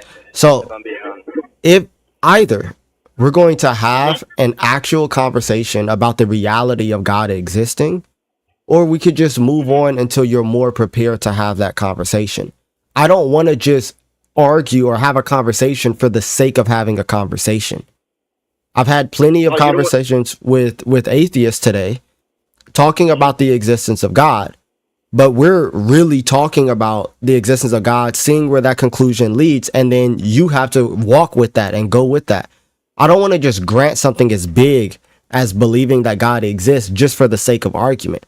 That's a big step, and you need to figure out where you stand with that. I mean, I'm trying to argue with you that Christianity isn't real. Well, I'm able to I feel like prove that Christianity is real, but one of the first steps is whether or not God exists. So if you don't want to well, talk about that, we can move on, okay?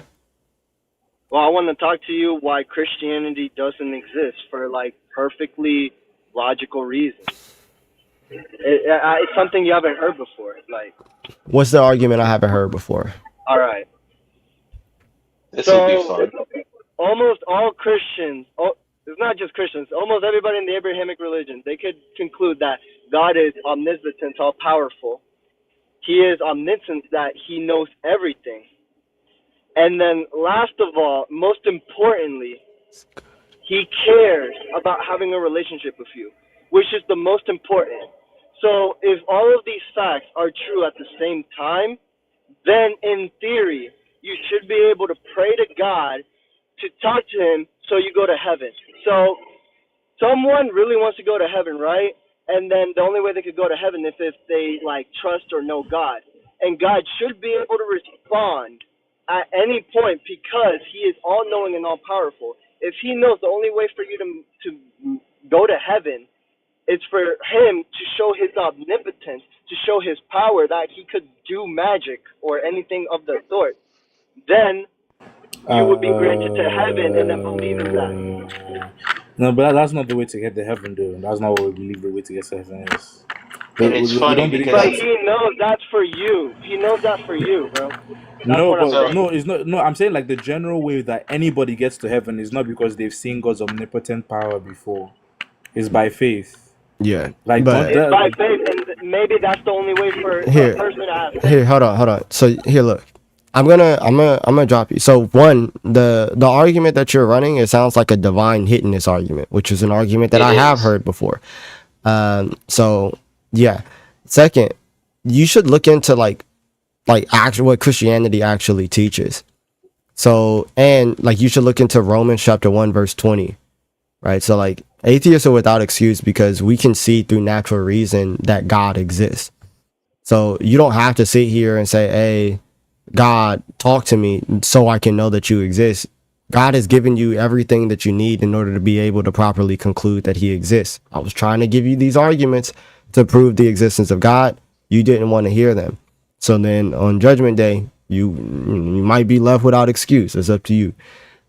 But if you ever want to talk about the existence of God, truly, please feel free to come back. All right. Now, Before you, my fault. the, I'm the, so sorry. I am so no, you're sorry. cool. I You are perfectly fine. I told you guys if I didn't get 15K likes by 1 hour and 35 minutes on live, I'm gone. I have 13K likes, 1 hour and 37 minutes. Guys, double tap that screen. Let's go up to Yeah, 15K Double in but tap 2 that seconds, man. screen. Just really quick. I wanted to point something out. He made the claim that he did the research, didn't provide any source, but that religious communities automatically increase in violence. crispy and dead bodies.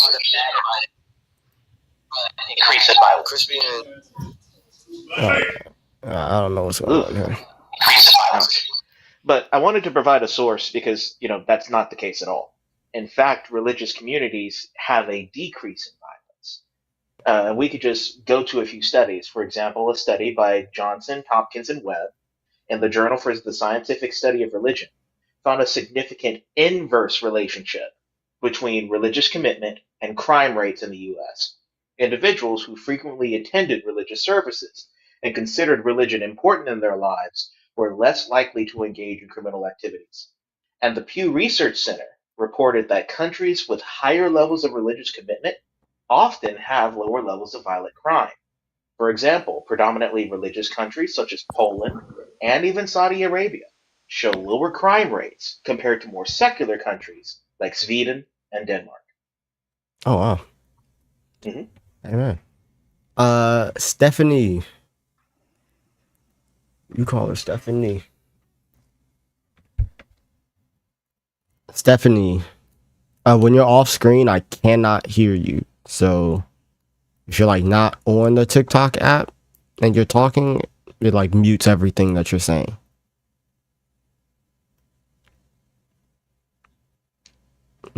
Stephanie. Okay. All right, man. Okay, let's see if he got his stuff figured out. Hey, we hit 15K. No one's gonna drop. Let's be on live for 1 more hour. Yay! Nah, I ain't got that much time. Yay! I appreciate y'all coming up, man, cooking with me. Oh yes, we got you. And I gotta see if I could get a guy logic, a guy logic connect. All right, he's trying to. Yeah, no, he just I don't know what he just did. Is there anybody else that wants to come up? If you're not a Christian and you want to come up and you want to ask some questions, don't be afraid because BD is here now. Yeah. Don't be afraid because BD is here right now. We're looking for the rare species. This is what Dawkins would say. We're looking for the rare species of the intelligent atheist interlocutor. No. Bro, I am so tired of talking to atheists, bro. I tell you what, man, that's why I moved from like the first few years of doing apologetics. I primarily did it towards atheists, arguing for the existence of God and the resurrection and Bible contradictions. But once I realized that atheists are completely insufferable, I moved to Islam because But Muslims, for some Muslims be reason, insufferable too. but it's weird. I can tolerate them more than I can tolerate atheists because they haven't fallen into a trap that the demons have, Peter. Yeah, I get that. I get like with an atheist, it's like you're choosing to be ignorant. Like, Yes. but I feel like that with the Muslims too. Like when I be talking with them, I be like, bruh. But I try It really to. does depend on the Muslim, though. Yeah, it does. It does. Which one do you think is better to talk to, a Shia or a Sunni? Mm, that's a good question. It depends on what type of, what type of conversation that you're trying to have. If you want to have a conversation that is based upon, intellect and actually getting to brass tacks about a situation, Sunni. If you want to have just a simple conversation with the person who is actually nice, but not actually go anywhere, Shia. Mm-hmm. Yeah. Because See, I don't. Sorry. no, go ahead, Mazi. Oh no, you were still finishing your answer, so you can finish your answer. Oh, my bad. Yeah, go ahead. Go ahead. I'm sorry for interrupting. Oh no, you were not. Oh, Oh, you guys are so nice. Look at you guys, just so going back and forth. It's like we're both Canadian or something. Yeah. Yeah, Big John still has infected both of us. Anyways. So I was gonna say that from. Oh, sorry, my bad. You keep doing this. So what was I saying? I was saying because like you can actually hold a Sunni Muslim to their sources. I mean, they nobody violates the one rule in my presence. Everybody knows that. Yeah. So you can literally expose a Sunni Muslim for denying their own sources and not actually loving their own book. Mm-hmm. But for the Shia, you're too busy having a nice conversation with this person that you forget what you're talking about. Mm. And plus they basically admit that the Quran is corrupted or misinterpreted. So they're slightly more consistent than their Sunni brothers. So not God Logic, Black Doctor just said that he be getting too lost in a sauce to care about somebody's salvation. Hey, that is beware those who twist the words with their tongues. He said when you a smooth talker, I forget about Judgment Day. All right, bro.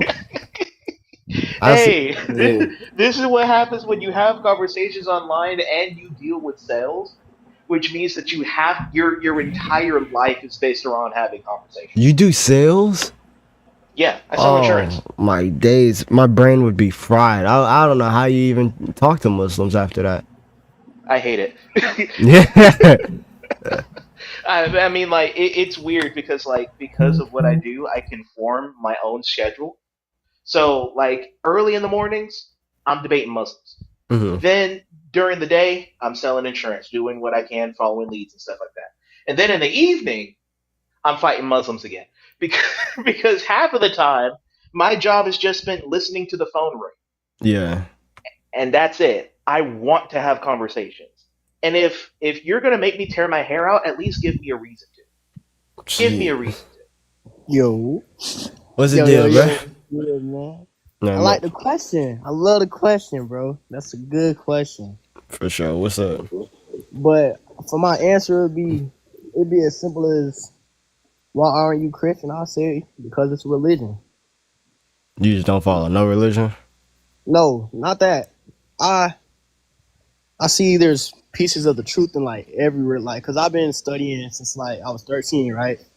Now I'm 18, and I was starting to realize like, okay, the Bible got some it got some in it. Mm-hmm. Then you got the Jews, and you got the like you got all them, and I don't really. It's like they all correlate in one place, but then it's like some pieces are missing out, like some type of context. And it's like once you read and try to build up your own theory together for yourself, not to push on other people, but for yourself, it feels more solidified rather than falling on something that you fall into with skepticism. If you follow me, you feel me? Yeah, I mean, I think that definitely, like, if you're gonna follow something, you should be sure of the thing that you following. Oh yeah, that's a fact. That's a Yeah. fact. So I But mean, that's all like, that it's about. That's all that it's about. That's why I love my Christians. I love some Islams. I love some Santerias. I love some. You feel me? Yeah, I got love for everyone. woo, I'm not. you playing with troubled water over there, bro. Nah, Uh-huh. Nah, man. uh, I got love for everyone. nah, yeah, Plus, I'm from Florida, and I'm Puerto Rican and Jamaican, tight, Japanese and Italian. yeah. So like, I get to see everything. My And homie said he everything in the book. But all right, bro. So in regards to like Christianity, it's nah, not that that like don't. Hold on, I see someone that says it's bro century. His shit say Elegant. Nah, I'm not. But I was born into it. Same thing on my dad's side. They was Christian. So it's like I get to pick whatever the fuck I want.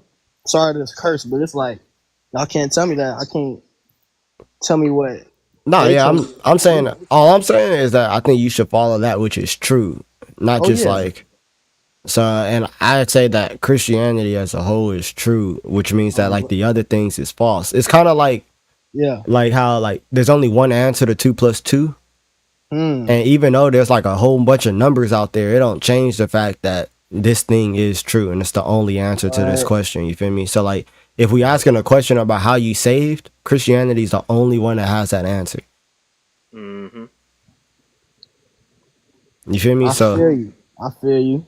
I feel you. yeah. So I in all honesty, bro, you should really be Christian because I mean, if you read a little bit of the Bible and it's like yeah. The more Have that you read?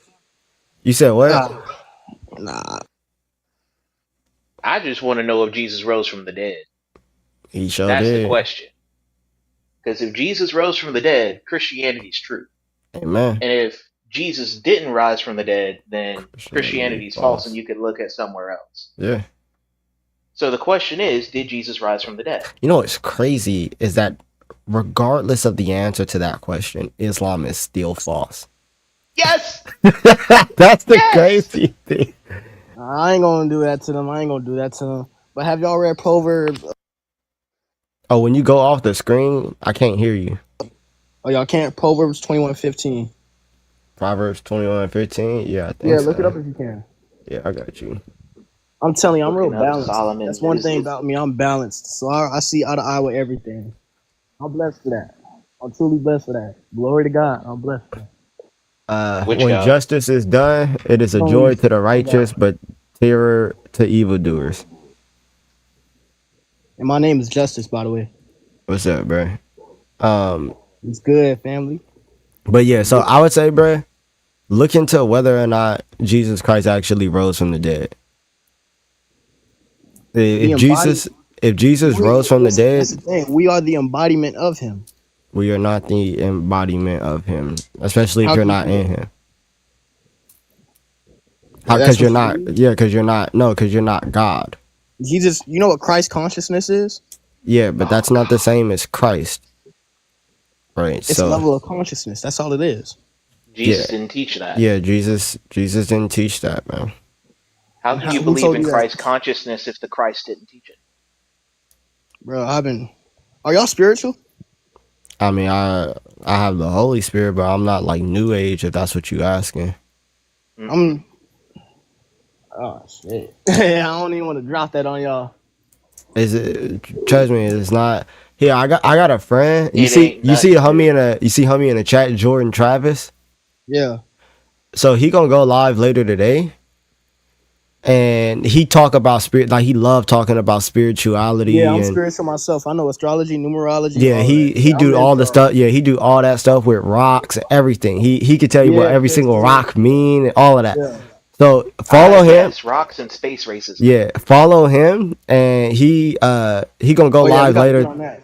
Yeah, he gonna go live later today, and I think y'all have a real good conversation, bro. Bro, it's time to wake some people up a little bit. Just a little piece, just a little Yeah, piece. nah, he on the same type of time as you, bro. Like he there with you. So follow him, and he gonna go live later today, so just turn on his notifications.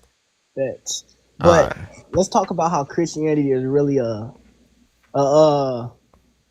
colored religion rather than it being. Let's talk about who really had started Christianity, because I feel like we need to get to the root of things.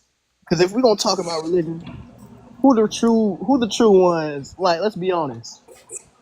Let's be honest. And I like getting deep. Mm-hmm. I like getting deep. We know Oh, who Okay, so who started? Jesus we Christ! know So who who started? we know Who who Pause. started stole it. Yeah. Christianity? But we know who started it too. We know who stole it, but we know who started it too. Okay, who started Christianity? Who Black people. started it? You want me to say that? You want me to say it like that?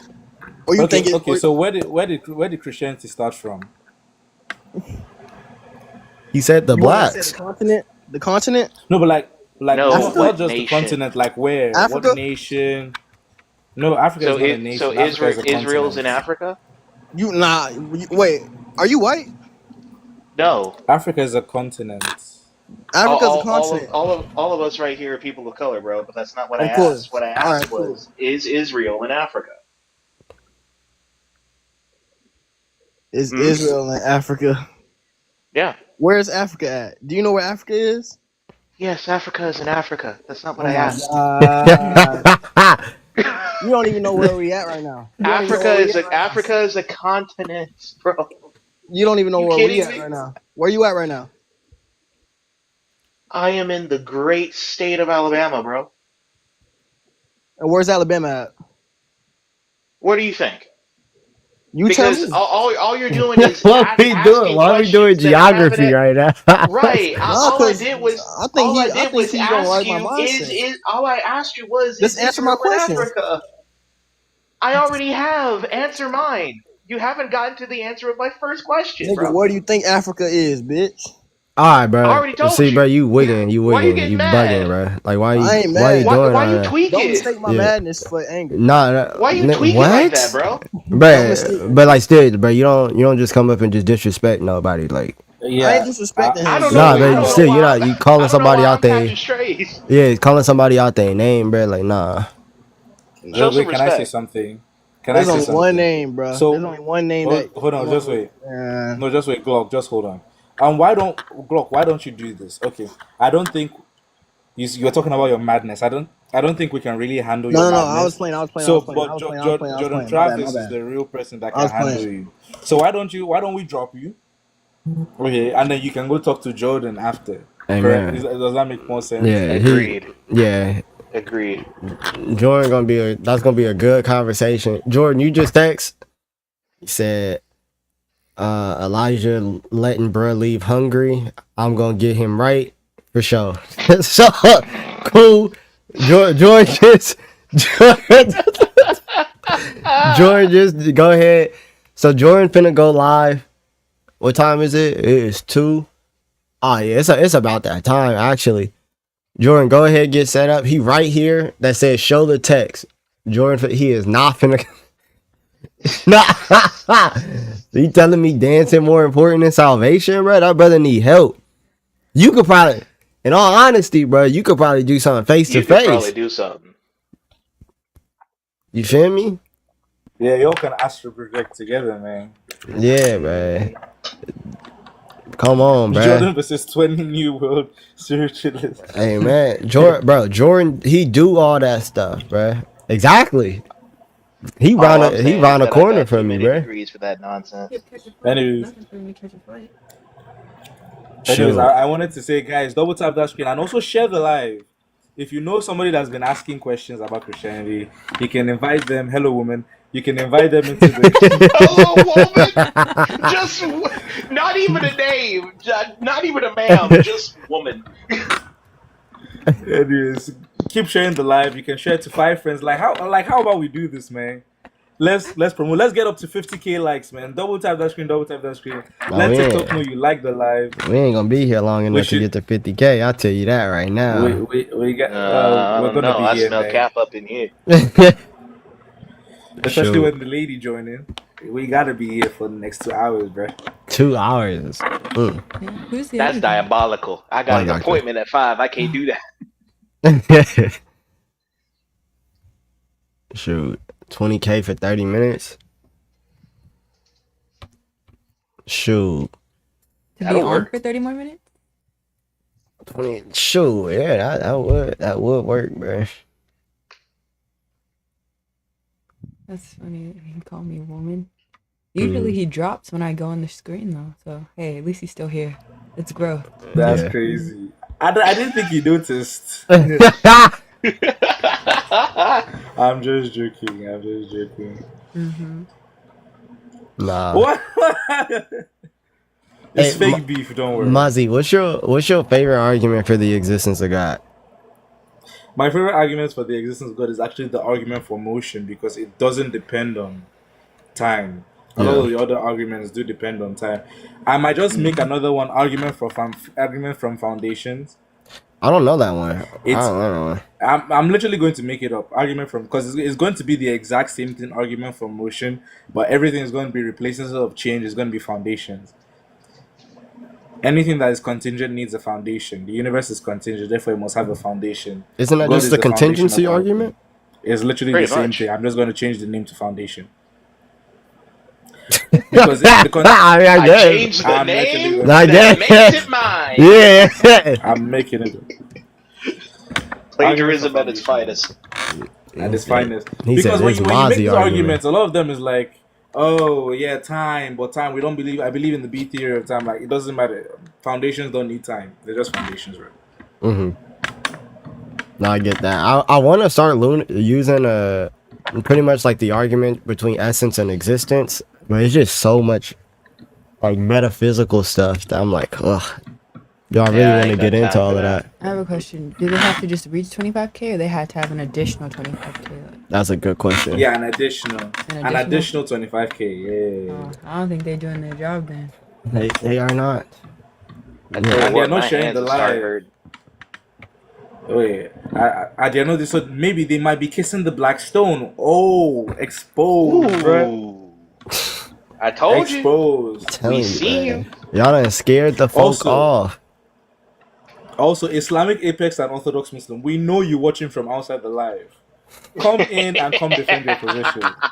Yeah, I catch you like We know we are watching you from outside the live. That is diabolical. Let me see. Nah, the funniest thing would be Orthodox Muslim going live, but like he'd be popping into this lives and then leaving immediately once he sees like someone like BD or Jordan Travis on the stage. Mad. Today's Wednesday. Is God Logic live? Is God Logic live?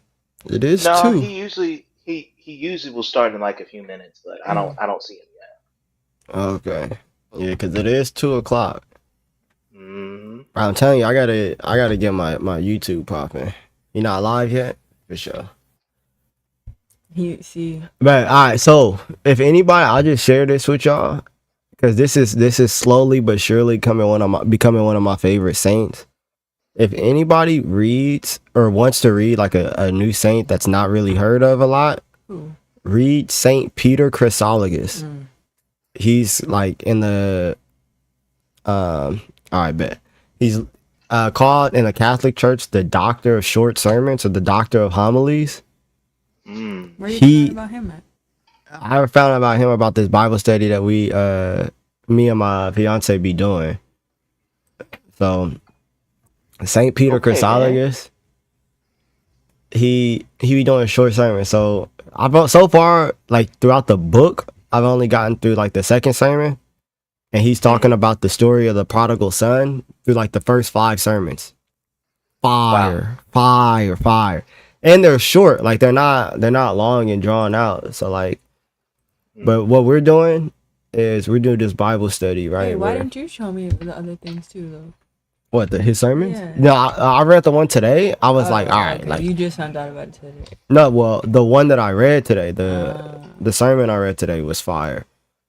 So we do this Bible study, right, where we read, and then we pull up this book as well. So this is the Ancient Faith Study Bible Notes, which just has a whole that study Bible. Bro, this is amazing. So it just has a whole bunch of like church father commentary. Now, there's some commentary where they don't be having commentary on verses that they should have commentary on. Yes. I don't know who chose the excerpts for the commentaries, yeah, but they dropped the ball a little bit. yeah. But this is a really, really good way. So we're just going, me and Alexis, we're going to be reading through the New Testament. Okay, so we just have a plan where like we read through it in 90 days, which is about 3 chapters a day. You read a chapter and then you read the commentary after, then you read the next chapter and so on. But it's really, really good. But it put me on to a whole bunch of saints, and you know, you get to start reading their works. You know, if you want to go a little bit more in depth, you could. Well, I have the early church fathers, so then you could go and read their stuff. This Start going website, down the rabbit hole. yeah, this website is called Logos, but it's paid for. Like this was like I think $2,000. I think just for me to have the resources that I have. you can find this book online as well. Like Yeah, you could find this book, just the Ancient Faith Study Bible notes. It's not cheap though. Yeah, but no, I thought it was like $22. That's how much I paid for it. I paid like $22 Yeah, but you for pay it. for that through Logos. Well, it's not free. Yeah. Yeah, it is not free. It is not free. So like you could get a free version of Logos where you just get like the Bible and stuff, but like in regards to like this is like the textual sources, interlinears, commentary notes, stuff Yeah. like that. You're gonna have to pay out. Yeah. Oh, so could they just get the free version of Logos and then just buy that for $20? Yeah. Oh. I Yeah, didn't they know could was do that. possible. Okay. So I mean, I personally I really like it. So out of my favorite that I've seen is Saint Peter Chrysologus. I never knew about him, but he's really cold. Saint Hilary of Poitiers, fire, fire. Saint Gregory the Great and Saint Chrysostom are like my top 4, no order. I like Saint Augustine. I like Saint Jerome, but like they commentaries, it don't really be getting as much in depth. Now I will say Saint Augustine's commentary on the wedding feast, right? And the person not having the garment was really, really, really, really good. And he talks about how here we could go there. Cause I think it's Matthew 23. What's the name? I think Anas be using be trying to use this argument. Anod's be trying to use everything under the sun, and it's still cooking. Yeah. It's the Did you see my debate with him on the Islamic dilemma back in February? Bro, no, wait, where is that? You gotta see it. It was the beginning of his decline. Wait, where is it? Where is it? Is it on YouTube? It's on God. Yeah, it's on God Logic 2.0. Life hosted it. Oh, hold on. I promise you, you gonna laugh because I made a multitude of premises in my opening statement, and then in the first 5 minutes of the debate, he agreed to every single one of my premises.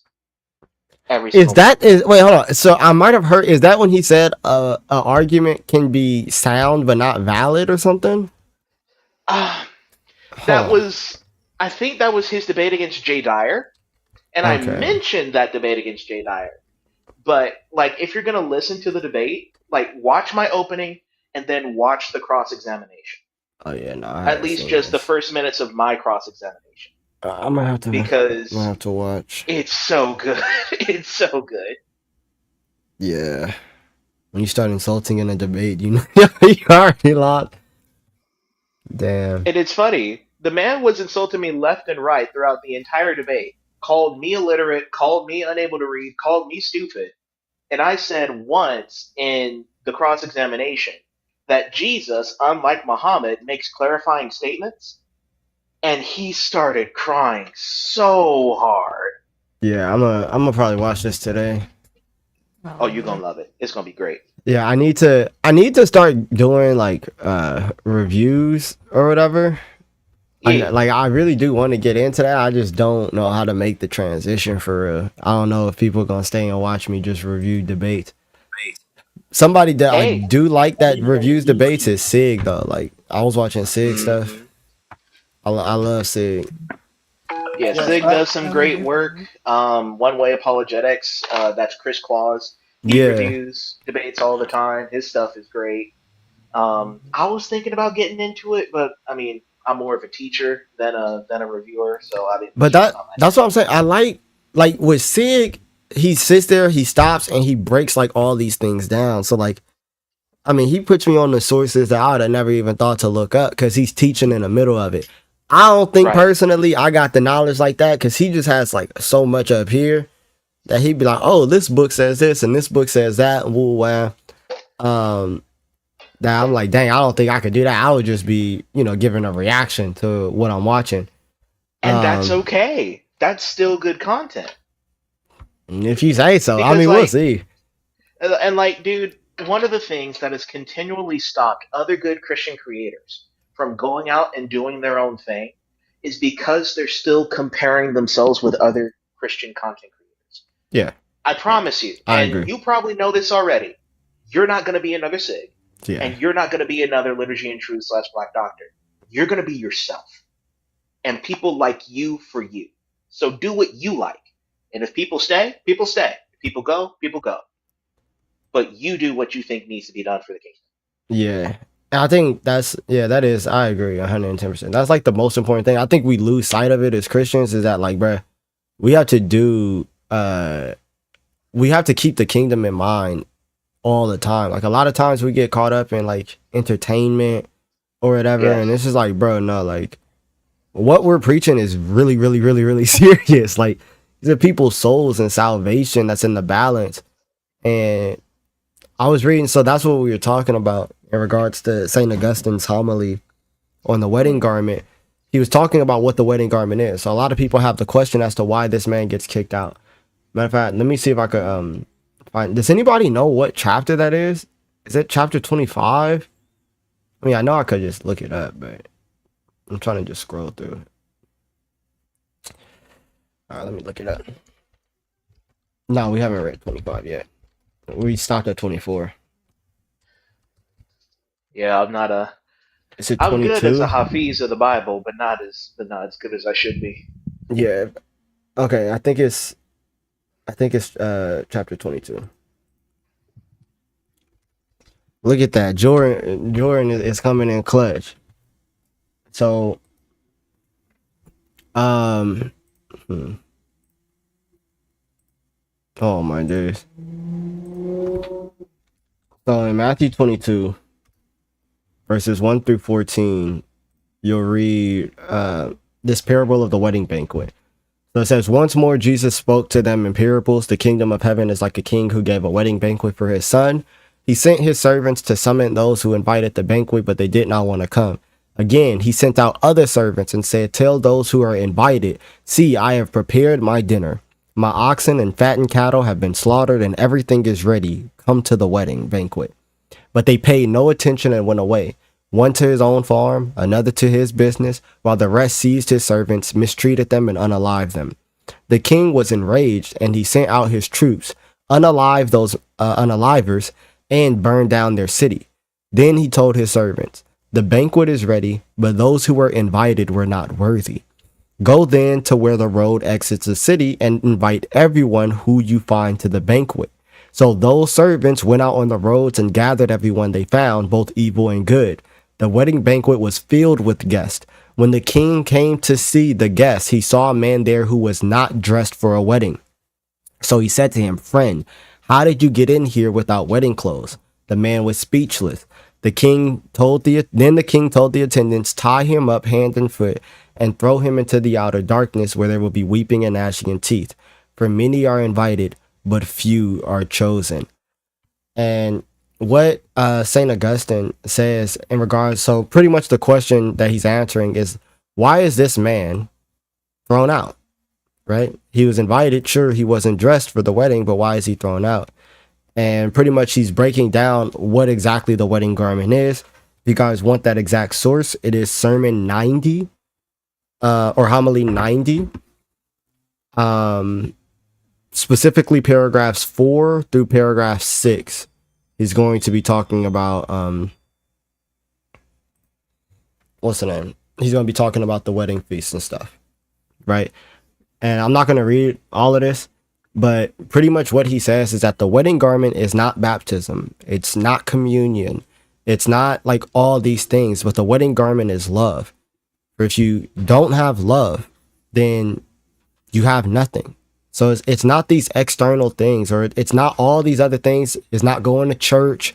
It's not all these things that we think will grant us a place in the kingdom. No, if you don't have love, then you will be condemned. And to me, it changed a lot for me as the way, especially in which I view apologetics. And it changed the way in which I view the scripture of many will come to me and say, Lord, Lord, didn't we preach in your name? Didn't we cast out demons in your name? Didn't we do this? Didn't we do that? And he says, truly, I tell you, I never knew you. It's because although we could be on the front lines, we could be doing apologetics, we could be, it's real spiritual warfare. We could be facing demons and all of those things. But if you don't have love, sure, you might have brought that person to Christ, or helped bring that person to Christ, but you didn't have love. Like, you may and very well get that word of, I never knew you. Sure, you did all these things, but what does it matter if you don't have love? You don't have the garment on. Yeah, you were baptized. Yeah, you went to church. Yeah, you talked about the Bible all the time, but you didn't have love. And that's exactly what Paul says. And this is what St. Augustine is talking about. Yeah, you could desire the higher gift, but if you don't have love, you have nothing. You could do miracles and everything. It doesn't matter if you don't have love. Now, that being said, apologetics is very frustrating. However, like, making sure you're staying in line with the words of Christ and the apostles is even more important, especially when we minister way more. Like, if most of communication is done non-verbally, right? Or it's not necessarily the words that we speak, but our tone, our body language and everything. Now, I get frustrated all the time. I'm putting my hands on my face. I'm scrunching my face up. I'm a very expressive person in regards to my face, which I need to be better at. And I've been telling myself that for years, right? Now, yes, it is frustrating. But when we're ministering through our body language and stuff like that, we could be condemning somebody to hell because they don't like our tone, right? We could be condemning somebody to hell because our body language is off. And that's so important. So, like, as much as you can, I'm not saying that, you're going to be perfect. I'm definitely not going to be perfect. I can't really talk. You feel me? I'm just saying the standard in which I need to hold myself to. If, like, you look at the Bible and you look at the words of Jesus as you say that you do, like, these are the words of life, this is salvation, right? Then you treasure that, like, as a gift. Like, this is medicine that you're giving somebody that doesn't want it. Now, the same way in which you would treat a child that doesn't want to eat their vegetables, right? If they might not sit here and take it, pause, like, hey, eat your food, eat your food. What parents do is they'll turn it to an airplane. They'll turn it to a train, but they'll make it presentable in a way in which the child is now able to partake in the things that's good for them. Right? So it's very, very, very important, because you could be giving something true. You could be giving something of substance. But if you do not have love and make it presentable to that person, then they would just reject it. And it doesn't just fall on them, but it will fall on you, because you didn't do what was necessary in order to make sure that this person was able to receive it. That's on you. And like that, I mean, that's just something that I was noticing in reading that sermon from St. Augustine. That was like, dang, like, I gotta get my stuff together. I gotta change. But yeah, there's too many times where we'll do things for views. Bro, if it's 3 people in your live, and it sucks, when it's pretty much a FaceTime call. I'm not saying that. But if it's 3 people in your live, don't just start arguing because that brings more views. TikTok will sit here and award when a live get loud, when it start reaching certain decibels. It start like sending a live to more people. When they just scrolling, your live be there, and then people want to know what's going on. But it doesn't mean that like anybody there is being edified. That's important. And it's not just It's not just the person that you're talking to, but it's the people in the comments, right? Or it's not just the person that you're actually having this interaction with, but oh shoot, I didn't see somebody was on YouTube. So I'll pull up this person on YouTube real quick. Hello. Oh wait, hold on one second.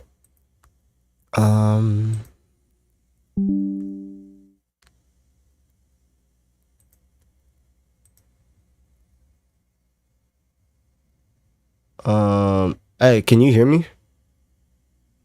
We can hear you. No, I'm asking the other dude. Hello, can you hear me? Yeah. All right, cool. What's up, man? Hey, that verse you just showed in Matthew 22, Yes. it actually says marriages in Greek. It doesn't say banquet. Oh, okay. That was a wrong translation. Yeah, I was reading from the CSB. It's a little bit easier to understand. So I was just trying to get across the point as to what the parable is. I wasn't doing like a word for word. I wasn't reading from like the ESV or something. Yeah, but I'm saying because people they're intentionally changing the translation because they don't like what it actually says. It actually says marriages in plural. It should say something like us gamus. Wait, in what verse? Yeah. Here, what verse are you talking about? Yeah, that it's not supposed to say wedding banquet. I think it was verse 8. Verse 8? No, not verse 8.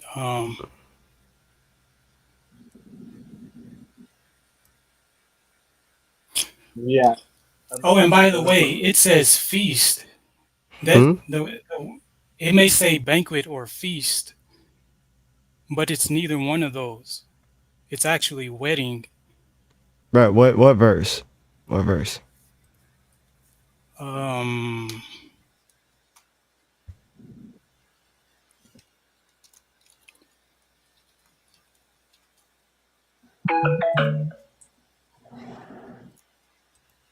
4. Yeah. Yeah, agamos. Yeah, it says dos gamus. Okay, so let's see what it means from the lexicons, okay?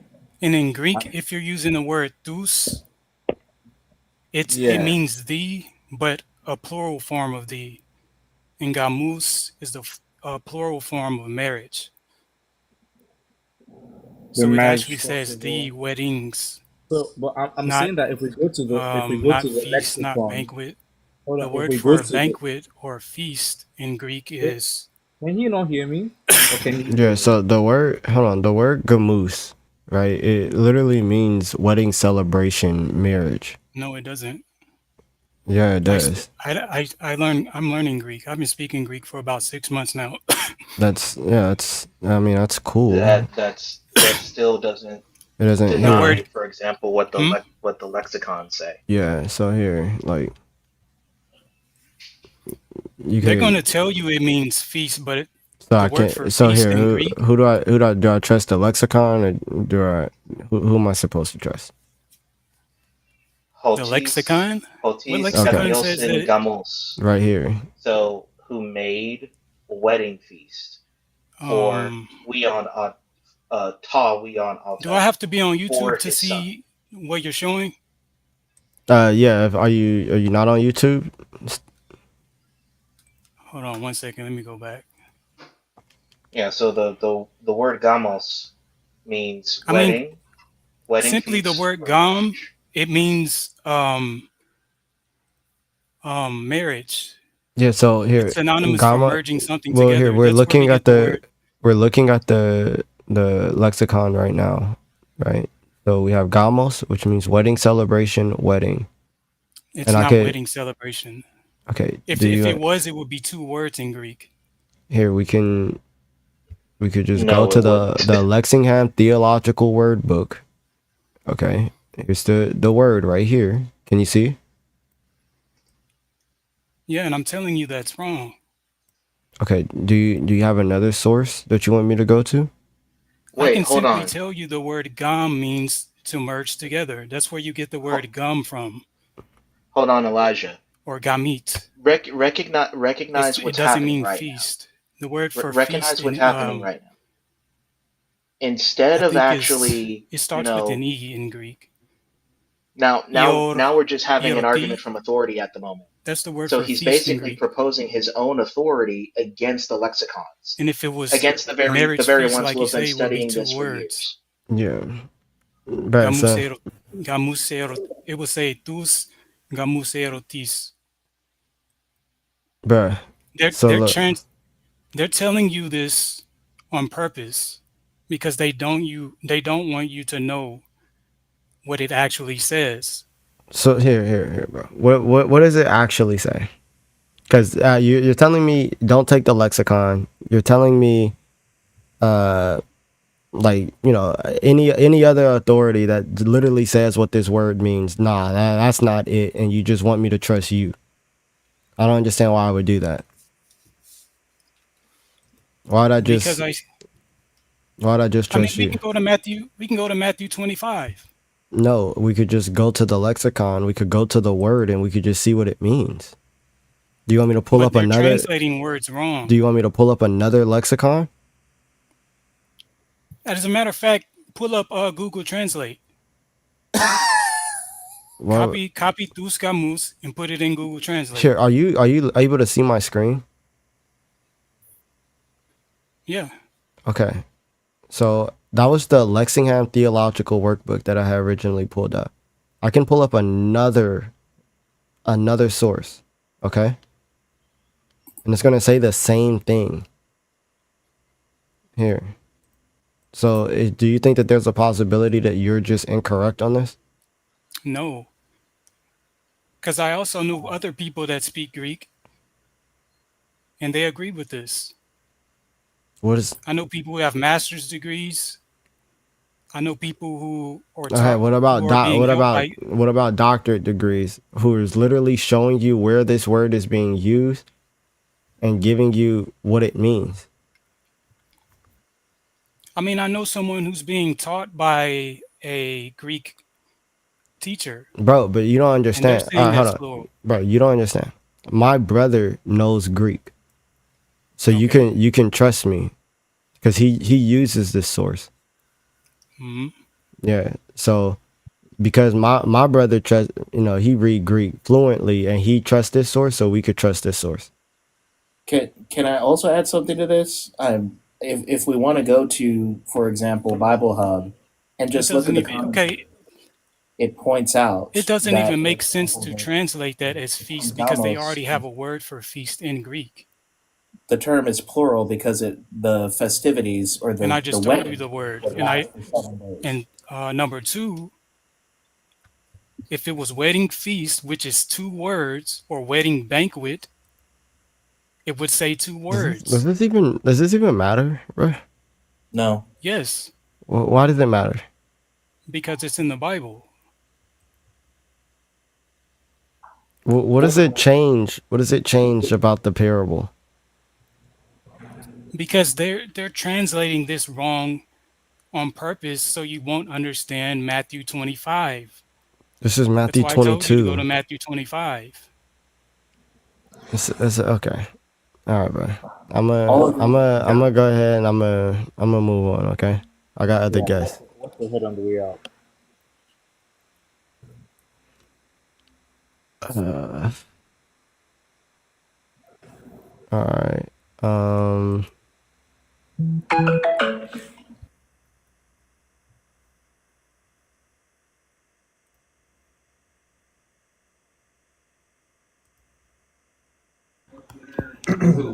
This person. Hey Elijah, did you hear what I was saying? Probably not, but that was okay. Nah, I was hearing you when you were talking to the dude. Yeah, I mean, I was pointing out that the term is plural because the festivities would last for 7 days. as is expressed in Judges 14:17. Yeah. That's particularly why it's plural in the first place. But again, like you pointed out, it's completely irrelevant to the conversation. Like, The as only in, reason why he's doing this is because he's trying to make a connection to Matthew 25 and this grand conspiracy of Bible translators not wanting someone to know something. like, that doesn't make any sense, bro. Well, it doesn't. Yeah. When people think that they're smarter than they are and are, attempting to say, I've had 6 months of Greek, and I'm going to have. I think I'm big enough to have the authority to correct people who have had doctorates on this, have been studying this for years. Amen. That we used to say in Greek 1, because I've taken 4 years of Greek. Actually, double that, 8 if you're going to consider my stint at Westminster and at Beeson. So 8 years of Greek. They used to say in Greek 1, a little Greek is a terrible thing, because you become arrogant, thinking that you can do stuff like correct professors. I still remember that clip of a Baptist pastor holding up a King James Bible and say, I can use. correct the Greek with this King James Bible. Amen. This is the nonsense we're talking about. This is the nonsense we're facing. Guys, don't do this. Care. What's up, man? Yo, what's up? Elijah? Is that right? Yes. Great. How are you? I'm good, man. How you doing? I'm well.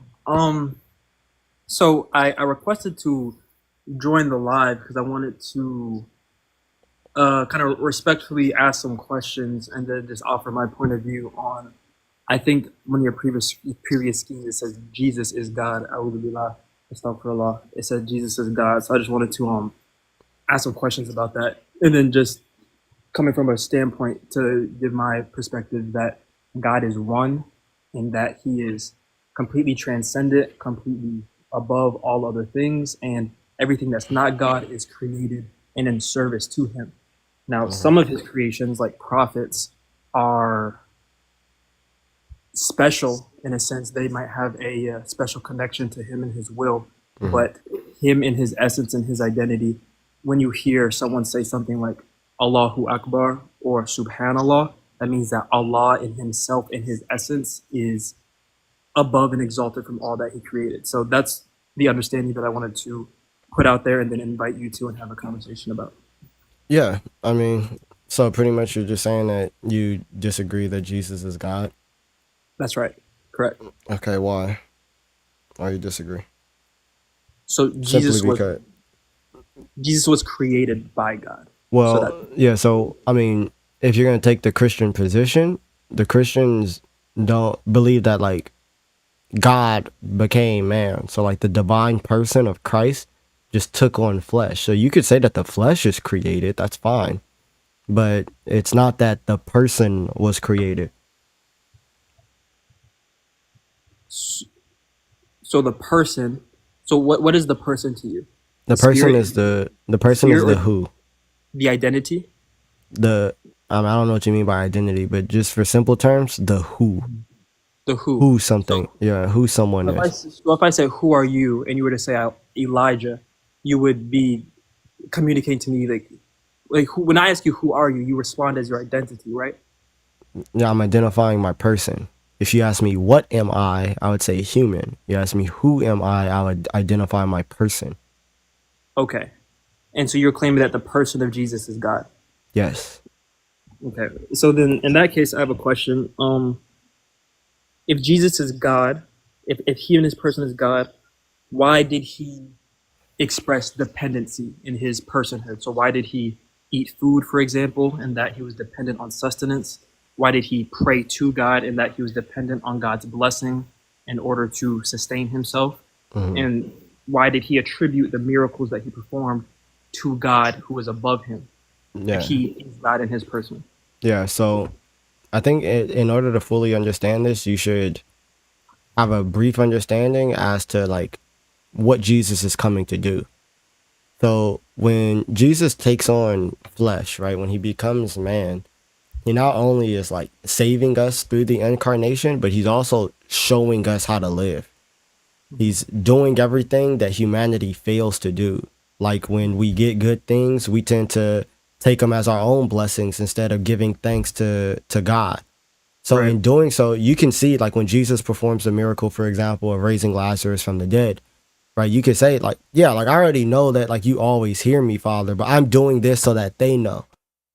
So you can see that Jesus is doing these things. He's teaching us how to pray. He's teaching us how to fast. Like it's not even that he depends on food, but he shows us how not to do it in abundance. He shows us how to fast, right? As in abstaining from food, which means that he eats food from time to time in order to abstain from said thing. But it's not that he's like dependent on these things or whatever, but he's showing us how to live through it. And he's also truly human. So like, just in the sense that he has a human nature. Okay, yeah, mashallah, that's fly because what you're describing, all of those qualities of a creation or a person or whatever entity that comes to demonstrate to lay people how to worship God properly, how to fast, how to pray, how to give thanks for blessings, because because the rest of us are deficient in some of these activities or praise.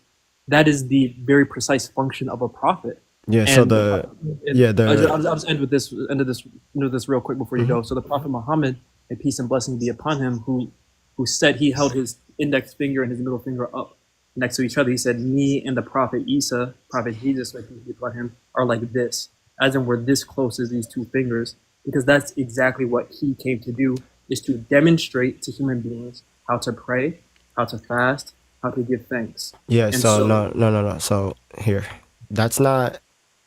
That's not. you're describing a prophet, is what you're doing. No. So here's the thing, and this is a huge difference between Islam and Christianity, right? The prophets sinned. We are not supposed to just sit here and fall. Like, for example, David committed adultery and murder. Let's talk. So Right. I guess I would So clarify that. yeah. That's, So no. That's we depart on that. So just yeah. So what Jesus is doing is because he's perfect, he's showing us how to be perfect, right? But that's like on the scale of the things that he's doing, that's like 8, right? Like what Jesus does is that when he unites himself to humanity, he restores humanity. When Jesus is crucified and touches death, he changes death. He defeats death. These are things that only God can do. Human beings who are created in the image of God mar their image, so the image of God needs to be recreated. How can a creature recreate the image of God? It's impossible. Only God does. And the way in which God does it is that he takes humanity unto himself, because whatever God touches, he restores. And you see this in Isaiah chapter 6. So when God takes on humanity to himself, he restores humanity. And in doing so, obviously, God can't sin. So he's going to live a perfect life, giving us the perfect example for us to follow as well. And when he touches death, he defeats death. So now death is not this place where we're kind of like separated from God, but now through death, we are united unto God once again.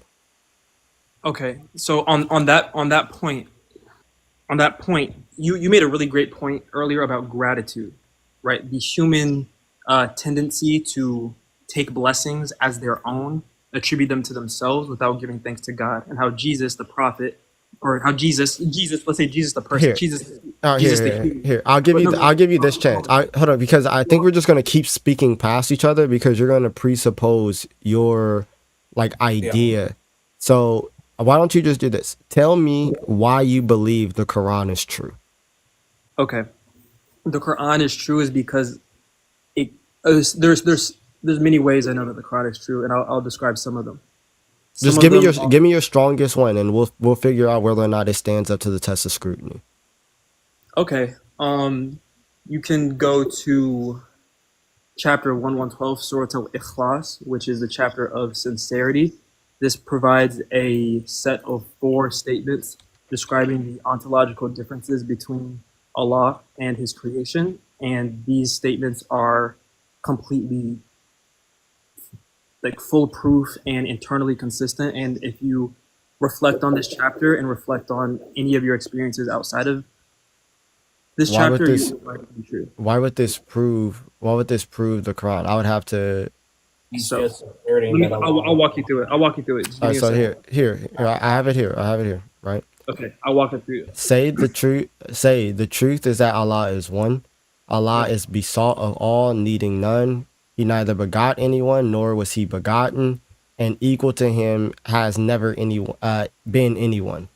Okay. Why would I believe this? Okay, so Bismillah. I will be honest with you. Bismillah ar-Rahman ar-Rahim. Qul huwallahu ahad. Say that Allah is one. So if you just think of the concept of oneness. Now I mentioned this term ontology. Think of the concept of oneness.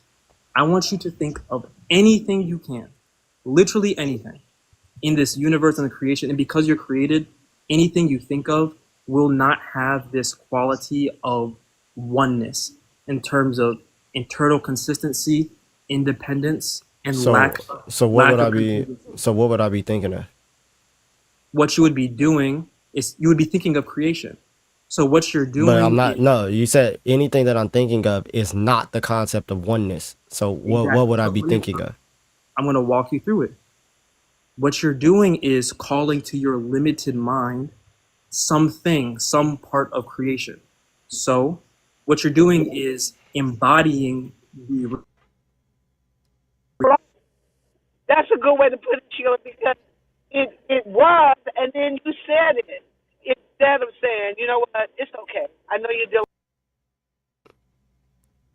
Hey, bro, I don't know what happened to you, but like you. You know what I mean? Yeah. But listen to this. So after we were talking, you Is he watching? And I mean, when you know, the argument. Wow. Sometimes them spirits be fighting for top spots. Sometimes you feel me. That was a completely different voice. I was a completely different person. Yeah. I don't know what happened to him. I got a thing though. He sort of objected to your claim that David sinned. And so he said, this is something that we're going to have to disagree with because he's a Sunni. He believes in the infallibility of all the prophets. Yeah. The only problem is the Quran disagrees with that. Yeah. The Quran says in Surah 48:2, so that Allah may forgive you of your past and future sins. Exactly. So, I mean, Muhammad's got sins, Yeah. like actual sins. That's the word, sins. Not shortcomings, not mistakes, sins. You gotta what's the name? Cause bro, and this would be the crazy thing is that the way, Care. I don't know what happened, but out of nowhere, you stopped talking, and a woman started talking. And I don't know what the deal was with that, but it's like somebody like took over your phone, and you were no longer talking, and instead a woman was talking. I don't know what happened there. But this be the thing is that Christians, so this is what it says in the Arabic, right? That they may forgive Allah what preceded of your sins and what will follow, right? So your past and present sins. But then the English translations, bro, so that Allah may forgive you of your previous and subsequent faults and may complete his favor upon you. Or Allah may forgive thee thy faults of the past and those to follow. It's just like, bro, they're purposefully misrepresenting the text. Well, that's what they do with Surah 354 too, where it says Allah is Al-Makarim, the greatest of deceivers. Amen. They changed the term to mean planners, which is not the word. The word means to deceive. Okay, yeah. My fault, y'all. Let me help you with. Well, no. Don't change the topic. So here, Okay. you're still on Surah Ikhlas, right? Okay, yeah. And I don't understand how would this prove you have to leave in 4 minutes? Yeah, I got a meeting to have in the next hour. God, okay. But I'll be back. For sure. So you're saying Like, how does Yeah. this prove? Because I would have to already presuppose the Quran to believe this. Like, how did No, you? you don't. This is perfectly in line with just your rational observations of the universe. Okay, but you're Okay. saying that in my rational observations of the universe, nothing that I observe or think of is actually going to be one. Yes, there is no such thing as complete or true oneness in creation. That is why, and I'll say this, that is why when we, as Muslims, we say, Ashhadu, I witness, La ilaha, there is no God, illallah, except for Allah. And another way of saying that, because one of Allah's names is the One, is But all right, here, you're not actually giving me evidence that this is true. this. So You're the just evidence is all around saying you. that it's true, but you're not So giving listen, me evidence that it's true. What's the the evidence. evidence that it's true? Okay, so Bismillah. Let's take the laptop. Are you on a phone or a laptop right now? I'm on a desktop. You're on a desktop. Okay. So you're calling that a desktop, but what if I were to say no, that's a screen connected to a keyboard? So that's not one desktop. It's a screen connected to a keyboard. Bro, Oh, please. You believe that the Quran is true, right? that's correct. Yep. Why? Okay. Maybe the terms I'm using aren't exactly I resonating mean, no, with you you're just saying, like you're on a saying, level of you're saying this ontology. scripture. So here, imagine you ask me, oh, how do you know that the Bible is true? And I went to like John chapter 1, verse 1 that says, in the beginning was the Word, and the Word was with God, and the Word was God. Okay. That's not proof that the Bible is true. Okay, so what I'm trying to do right now is to appeal to your basic senses. If you take a walk right now, or you use your basic senses ontologically, and that means on the level of existence, nothing exists that you can interact with directly that possesses the unique quality of oneness. Okay, except for Allah. So that is a proof. That is proof that this verse is speaking the truth about reality. We can go to the next one. You're just saying. What do you mean by oneness?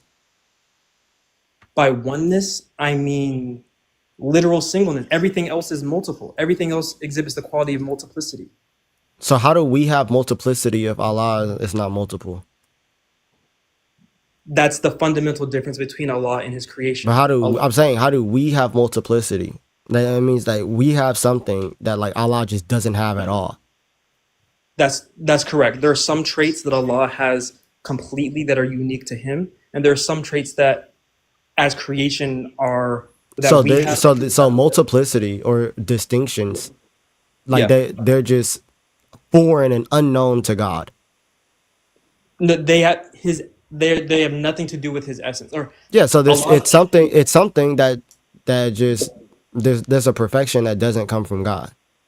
Right. So a perfection. what I'm Elijah sorry. is saying, carefree, is that if your position is true, that Allah is just one, Yeah. and that defines him and separates him from all of creation, but all of creation comes from Allah by Allah's divine power and his divine being, which is one. Yes. So if Allah is uniquely one, where does multiplicity come from? Where does Allah get this multiplicity from in order to create everything else? So Allah doesn't. So yeah, Allah doesn't have to be multiple in Himself in order to create what is other than Him. So this is Allah's power as the creator, or al-Khaliq, So in that here, there's he can create ex nihilo, meaning from nothing. He can create things that are not Him. So here, and no one has a problem with that, right? So there's a principle in philosophy called the principle of proportionate causality, which just means that everything that is affected, like creation, is in some way contained in the cause. So That only has to do with creation. That philosophical principle. you only would just applies to be, creation. and then you're just special pleading. Special pleading. I'm not sure what you mean by that. Yeah, you're just saying that, all right, yeah, this applies to everything else, but not the thing that I'm talking about, without giving an argument for why it doesn't apply to the thing that you're talking about. So my argument scripturally would come from verse 3 of that same chapter. But why would I accept verse 3? This could just be something that's illogical. Okay, so let's go to philosophy itself. We can talk about ontology. Allah subhanahu wa ta'ala is a necessary existence. In fact, What's the argument for that? The argument why he is the necessary existence Yeah. is because all other existence is contingent, including all existence that you experience or that you interact with. All existence in the universe is contingent, and these contingent realities must be grounded in a necessary non-contingent reality. Who's to say that Allah is that necessary reality? The definition of the necessary reality, I call him Allah. Like the name that's been revealed to me is Allah, but you can reach that conclusion just via logic.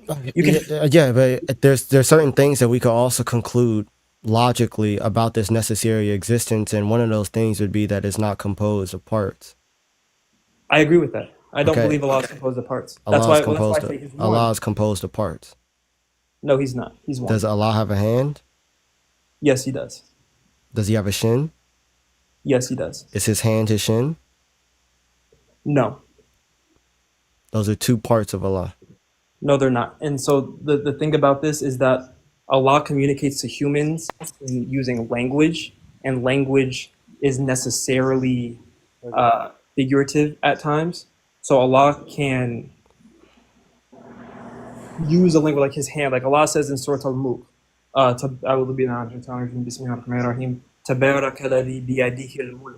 blessed is he in whose hand is the dominion.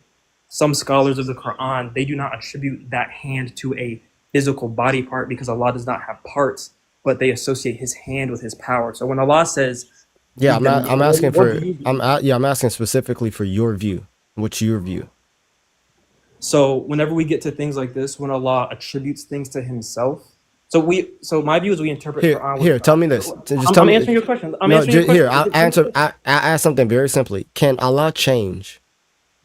No, Allah does not change. Okay. Does Allah have 99 attributes?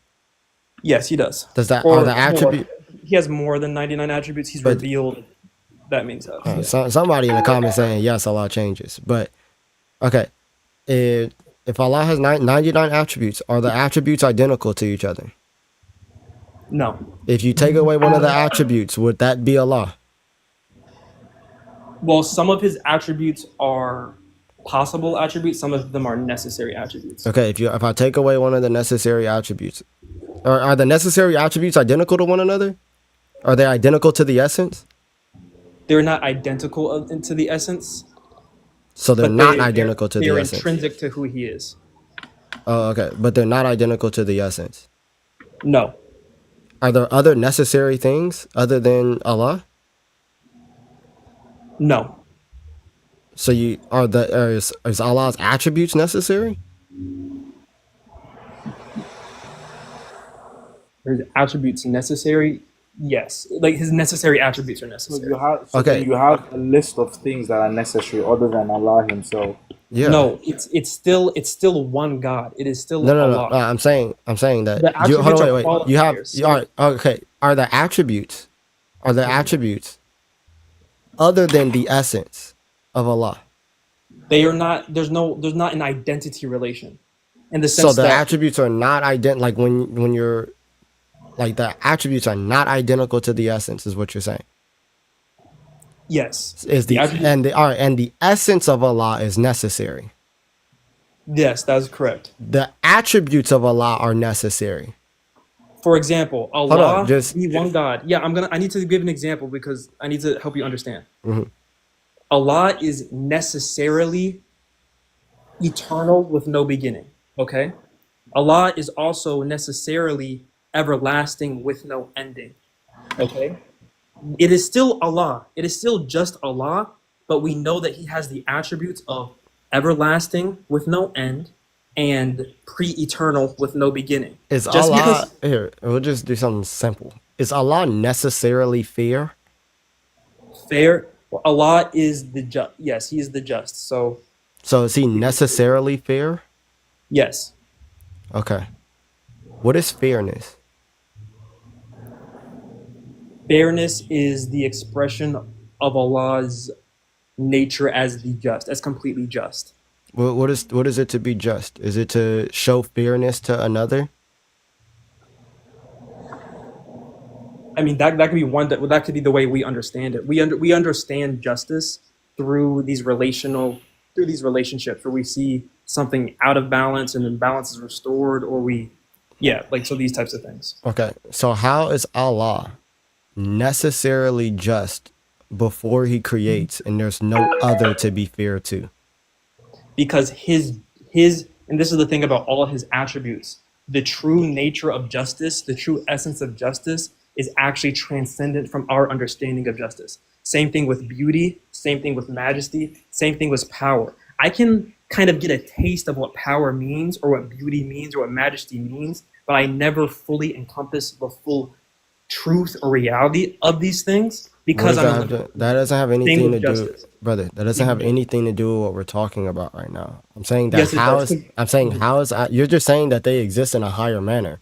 That's fine, Yes. but you still have an idea as to what fairness and justice is because this comes from Allah. That's right? correct. Okay, so how is Allah fair without another to be fair to? And you said that he's necessarily fair. Because his fairness is not dependent or contingent upon a creation to be fair to. So what does it mean to be fair? Fairness in my limited human experience is I learn fairness. No, it's either fairness has an actual definition or it doesn't. But I don't. Yeah, that's the truth has an actual, and this is the mathematicians have proved this. Truth has a definition, or truths exist that we will never know, ever. That has nothing to do with anything. That has nothing to do with it. That's dealing with our knowledge of the truth. We're saying that. That's my point. Our knowledge of justice is if you're saying that the definition of justice for Allah cannot be known, what essentially Elijah is getting to is then Allah is non-cognitive. Non-cognitive? Pardon me, what? Like when you say Allah's justice, it's the same thing as saying blah blah blah. Because the same way you don't know what blah blah blah is, you don't know what Allah's justice is. You're extrapolating your understanding of justice to the No. Hold on. No, I asked you, what is justice? I asked you. Okay, let's say, good point, Nycold. It is the ability to express the attribute of justice. So he could potentially express the attribute of justice? Yes, so Allah So how is he necessarily just and potentially just? Allah possesses justice. Allah is hold on. Your guy here said, potential. Right. So that means, I just want you to know that means that Allah changes. So is that what you want to go on? No, that's not necessarily true.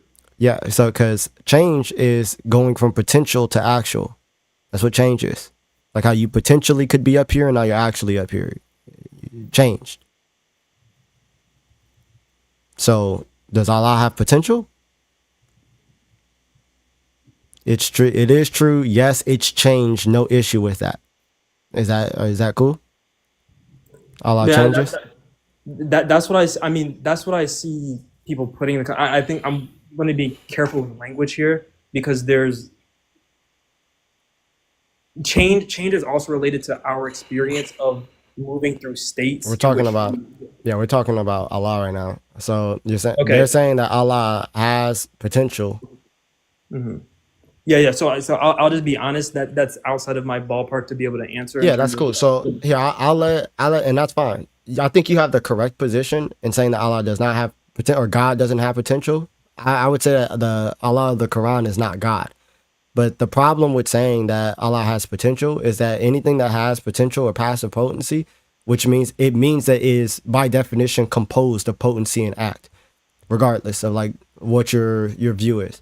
So if you're saying that, Allah is just strictly one, no, Allah is literally composed of potency and actuality. And that means that he can change, which means that he's created, because God alone would be purely actual. So logically, even the argument that you gave, it's a butchered argument, but even the argument that you gave for the existence of your God, right? You would get to this necessary being whose either essence is the fact that he exists, which means that it would mean that he cannot change. He doesn't have potential to be different because he exists necessarily. So the way in which he exists necessarily. So you wouldn't be able to change regardless, like even just with the argument that you proposed. But the thing is, here's the thing, is that you can either accept that Allah changes, which means that he's composed, which means that he's not the God that we logically deduce, or you can say that Allah does not change and you have to give an account as to how he's just. So Allah in his essence not changing does not necessitate that his attributes are identical to who he is. Yeah, so then if you're saying that his attributes are not identical to who he is, then they're either like extrinsic or he's composed of these things. They're intrinsic to him. So Are they Allah, parts of him? No. Okay, so these 99 attributes, They qualify right? him. They qualify him. They Okay. qualify him. Okay, but they're not him.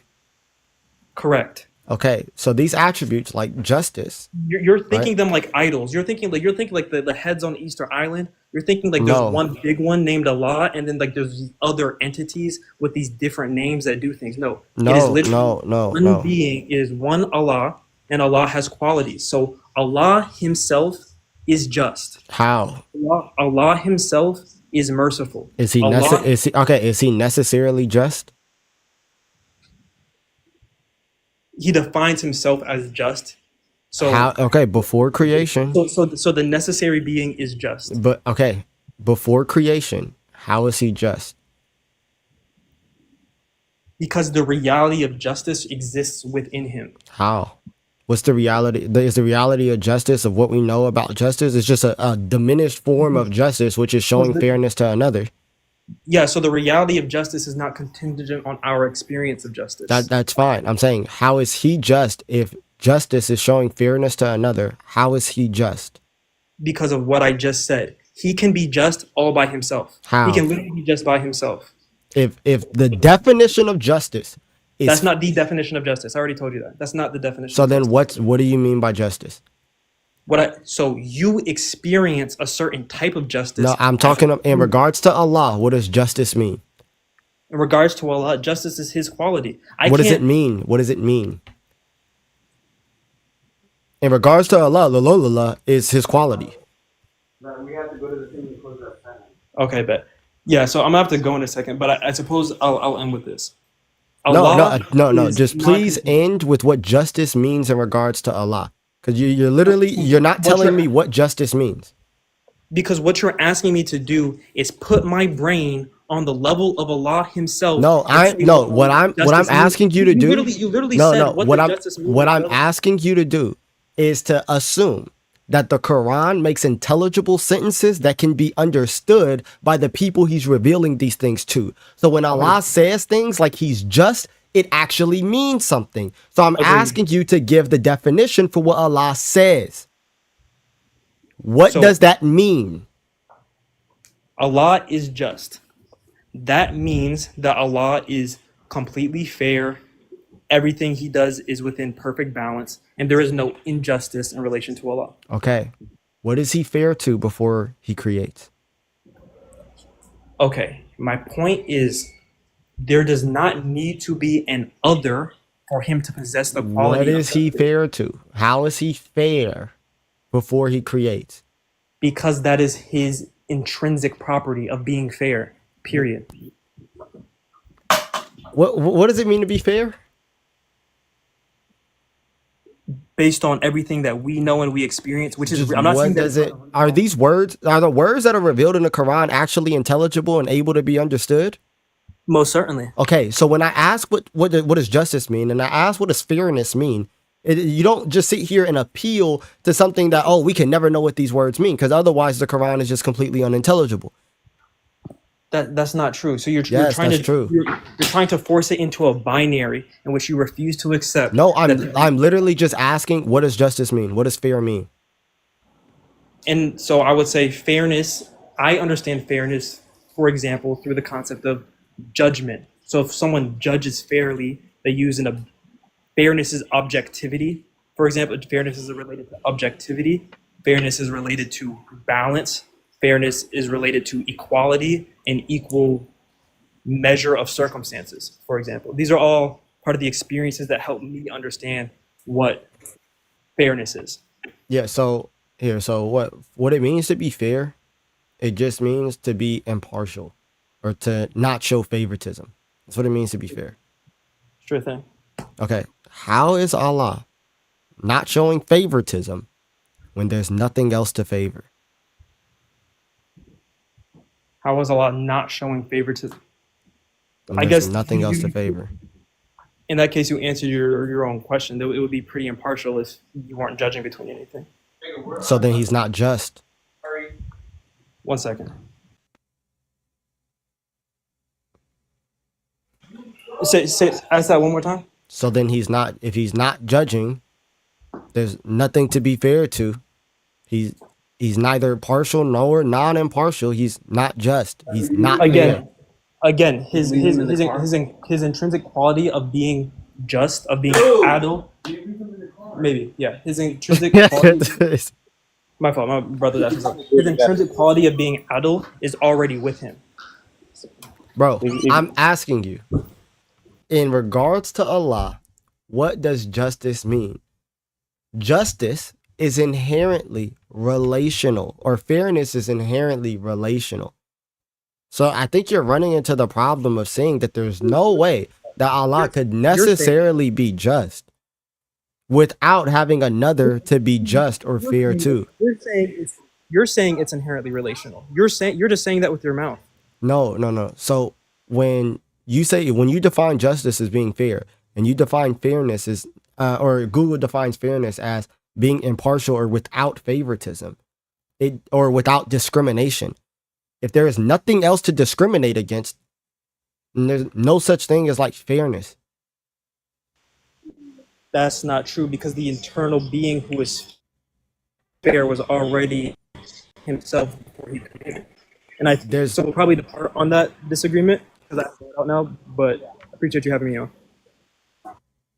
So what I don't know if Doc Smitty's like with you, but I think kind of his point kind of expresses what I hear underneath your point, which Allah cannot forgive, love, or show justice without creation. This is the type of mental thinking and construction that puts Allah as dependent on his creation, in that in order for him to be just, there has to be. Bro, you're literally just disagreeing with me without any argument or reason to actually disagree. You're just saying, no, Allah's not like that, but you can't actually substantiate that Allah is not like that.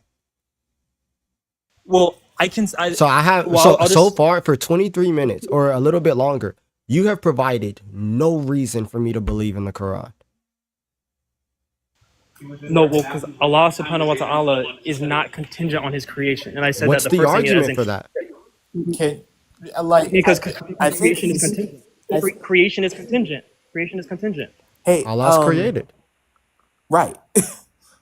And Eli, can I provide some substantiation from the Quran itself? Mm-hmm. Because Kari, question. Kari, quick question, friend. Because you believe that Allah is non-contingent, which means he doesn't depend on anything. So the question would be, can Allah have a son all by himself? I understand you believe that he doesn't beget or is begotten, but Allah does say that if Allah, or Muhammad does say that if Allah had a son, he'd be the first to worship him. So Allah can have a son if he chooses to. Yeah, Allah also says that. He said if he wanted a kid, he wanted a kid or a wife, he would just take it from himself. Right. So he doesn't say from himself.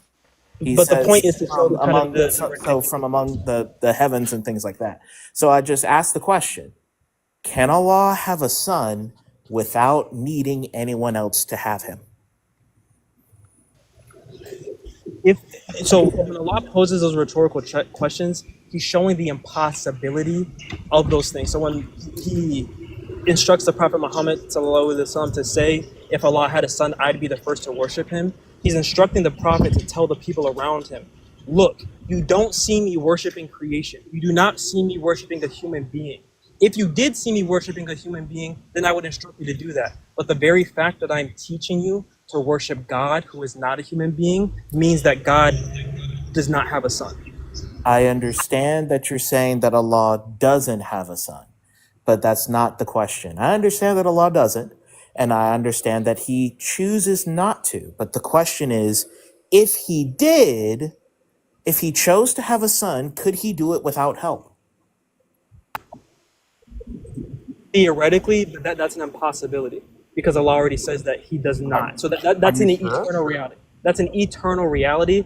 So the question starts from a point of unreality. I'm just saying, hypothetically, if He chose to have a son, could He do it without help? Yes or no? So hypothetically, right? If you didn't exist, would you then be able to? I'm not asking whether or not I exist. The question is, if Allah could He have a son without help? And so my point is that some questions. So you're starting your question from a point of impossibility, which then. So then you're just saying. So then you're just saying no. No, you're saying no. Without a son, like without a helpmate, he could not have a son. It's impossible. That's what you're saying. Yes, that's correct. It's impossible. Okay. But not. So he can't have a son without a mate, which is the very same argument that the Quran uses. Surah 6, Ayah 101. Mm-hmm. He is the originator of the heavens and the earth. How can he have a son when he has no mate, no wife, no consort? Right. So what Allah is doing here is He's saying, use your brain. If Allah subhanahu wa ta'ala was to have if you're going to invent the idea of Him having a son, why would you stop there and not invent the idea of Him having a wife or a cousin or an uncle? And a'udhu billah wa astaghfirullah. This whole concept of God having a son, as in a partner or another being that is on the same level of Him ontologically, is just as ridiculous as the idea of God having a wife. It is akin to the pagan teachings of the Greeks and the Romans who constructed a pantheon of gods who were having parents and children. Unfortunately, that's the opposite of what the text says. Yeah. The text says, how can he have a son? So first is how, demonstrating ability, how and can, demonstrating ability or inability. So the question is not, if he has a son, why don't you imagine a wife? Again, implying that for Allah to have a son, it is necessary for him to have a wife in order to have a son. But the text plainly says, how can he have a son when he never had a wife? Let me put this in a way that might help a little bit more. If I want to drive a car and I ask, how can I drive the car if I don't have the keys? What is the necessary prerequisite in order for me to drive the car? Okay, so what's happening here? What's happening here is that we're having a conversation about necessity and contingency, and which is the topic that you brought up. You're right about that. Okay, but in this context, it does not apply because the fundamental reality is that God is non-contingent. So we already know. So again, this is what we're trying. This was what we're trying to demonstrate, and I'm making the argument that the Quran does not present Allah as non-contingent. It says that there is a necessary contingency for him to do something. But that's not what the use of language is conveying in this passage. That's why I put it in this way, so that you can understand, using the exact same word, the exact same sentence, but just simply changing the subject and object. How can I drive the car if I don't have the keys? So what would I need in order to drive the car? So I think fundamentally at this point, we don't agree that Allah is non-dependent on creation based on this line of questioning. And I'm actually at the masjid right now to go pray. So I'm going to hop off, and you, as a human being, might not think that you'd be able to drive a car without keys. Allah subhanahu wa ta'ala in chapter 6, 101, he's not expressing his contingency here. He's pointing out the ridiculousness of the assertion that God has a son by pointing out the fact that nobody invented the idea of God having a wife, at least in this context. We didn't. Unfortunately, the text doesn't say that. The text just doesn't say But that. the text itself Been live for talks 3 about how hours. some of the verses are explicit and literal, like hyper literal, in terms of like the ontology of reality. Some of them are for people to understand understand the meaning. Okay, so Quran any also says that all of it is fully explained in detail. So that's Yeah. that's how can it everything be is. that everything be explained in detail, and yet only a few scholars know the verses? And even then, the Quran says that there are even some verses that only Allah knows.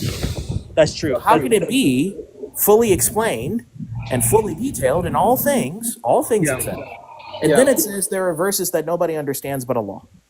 Because a part of reality, which is explained by the Quran, is that there are certain things in life that only God knows. And again, this is a proven fact of reality that there are Bruh. truths. There are truths that some people can't know. So when Allah says Alif Lam We're not Mim, talking that He's about the truths, we're talking about verses within the Quran. It's right. And about the Quran's own consistent claims about itself. It okay, says that the Quran's verses are fully explained and fully detailed. Then okay, it says in the same breath that there are verses that nobody knows the meaning except Allah. okay, liturgy. I really have to go now because I'm late. But thank you both. Peace. This is like Yeah, talking to a like I wall. said, this is every Muslim starting position when they start getting into philosophy. Their God is blah blah blah. Mhm. And then when they realize that when they read the Quran and their sources, they have to stop being classical theists and have to become like their brothers and admit that Allah changes or Allah is acted on by another. But then remember, Elijah, from your argument of motion, if Allah is acted upon by another, he needs something else that's actual to act Yeah. upon him. Therefore, Allah is not God. Yep. I just find it amazing that these guys want to use philosophical terms and make philosophical arguments without knowing a lick of philosophy. You're going into a realm that you don't know, and so you make yourself look incompetent. And then, when the very same process, the very same standard is used against you, then you say, oh, well, I disagree, it's different. Well, why? Well, just cuz. Well, because it's a law, and Yeah, because of my exactly. own presuppositions. That's what we're testing. Exactly. Look, I've been live for 3 hours and 13 minutes. We got to 44K likes. I really do appreciate y'all. No, no, I appreciate y'all. I ain't been up here for a minute. You feel me? Shout out to Black Doctor. Shout out to Mozzie. Uh, who else came up for a second? Abe came Abraham. up for a second. Shout out to Abe. God bless all of you guys. I'm ahead. I gotta go use the bathroom. I gotta go eat. I ain't ate today. It's an honor, bro. I appreciate y'all. I left my mask, so I bought it again. I'm going to be going live. Very, very, not, I don't know if today, maybe to me late at night, but yeah, I go live. Amen. No matter. Appreciate y'all, man. No God bless problem. you guys. 3 hours and nothing. Yeah, that's crazy. Maybe I could like, clip up at least like one or two cool conversations. I can't remember if we had some good conversations today or not. I mean, I'm tired of talking to atheists and posting atheist stuff, but they really get mad when I post atheist stuff. So maybe I'll do that. All right. But God bless you guys in the name of the Father and the Son and the blessed Holy Spirit. Amen. Pray that all of you guys are well.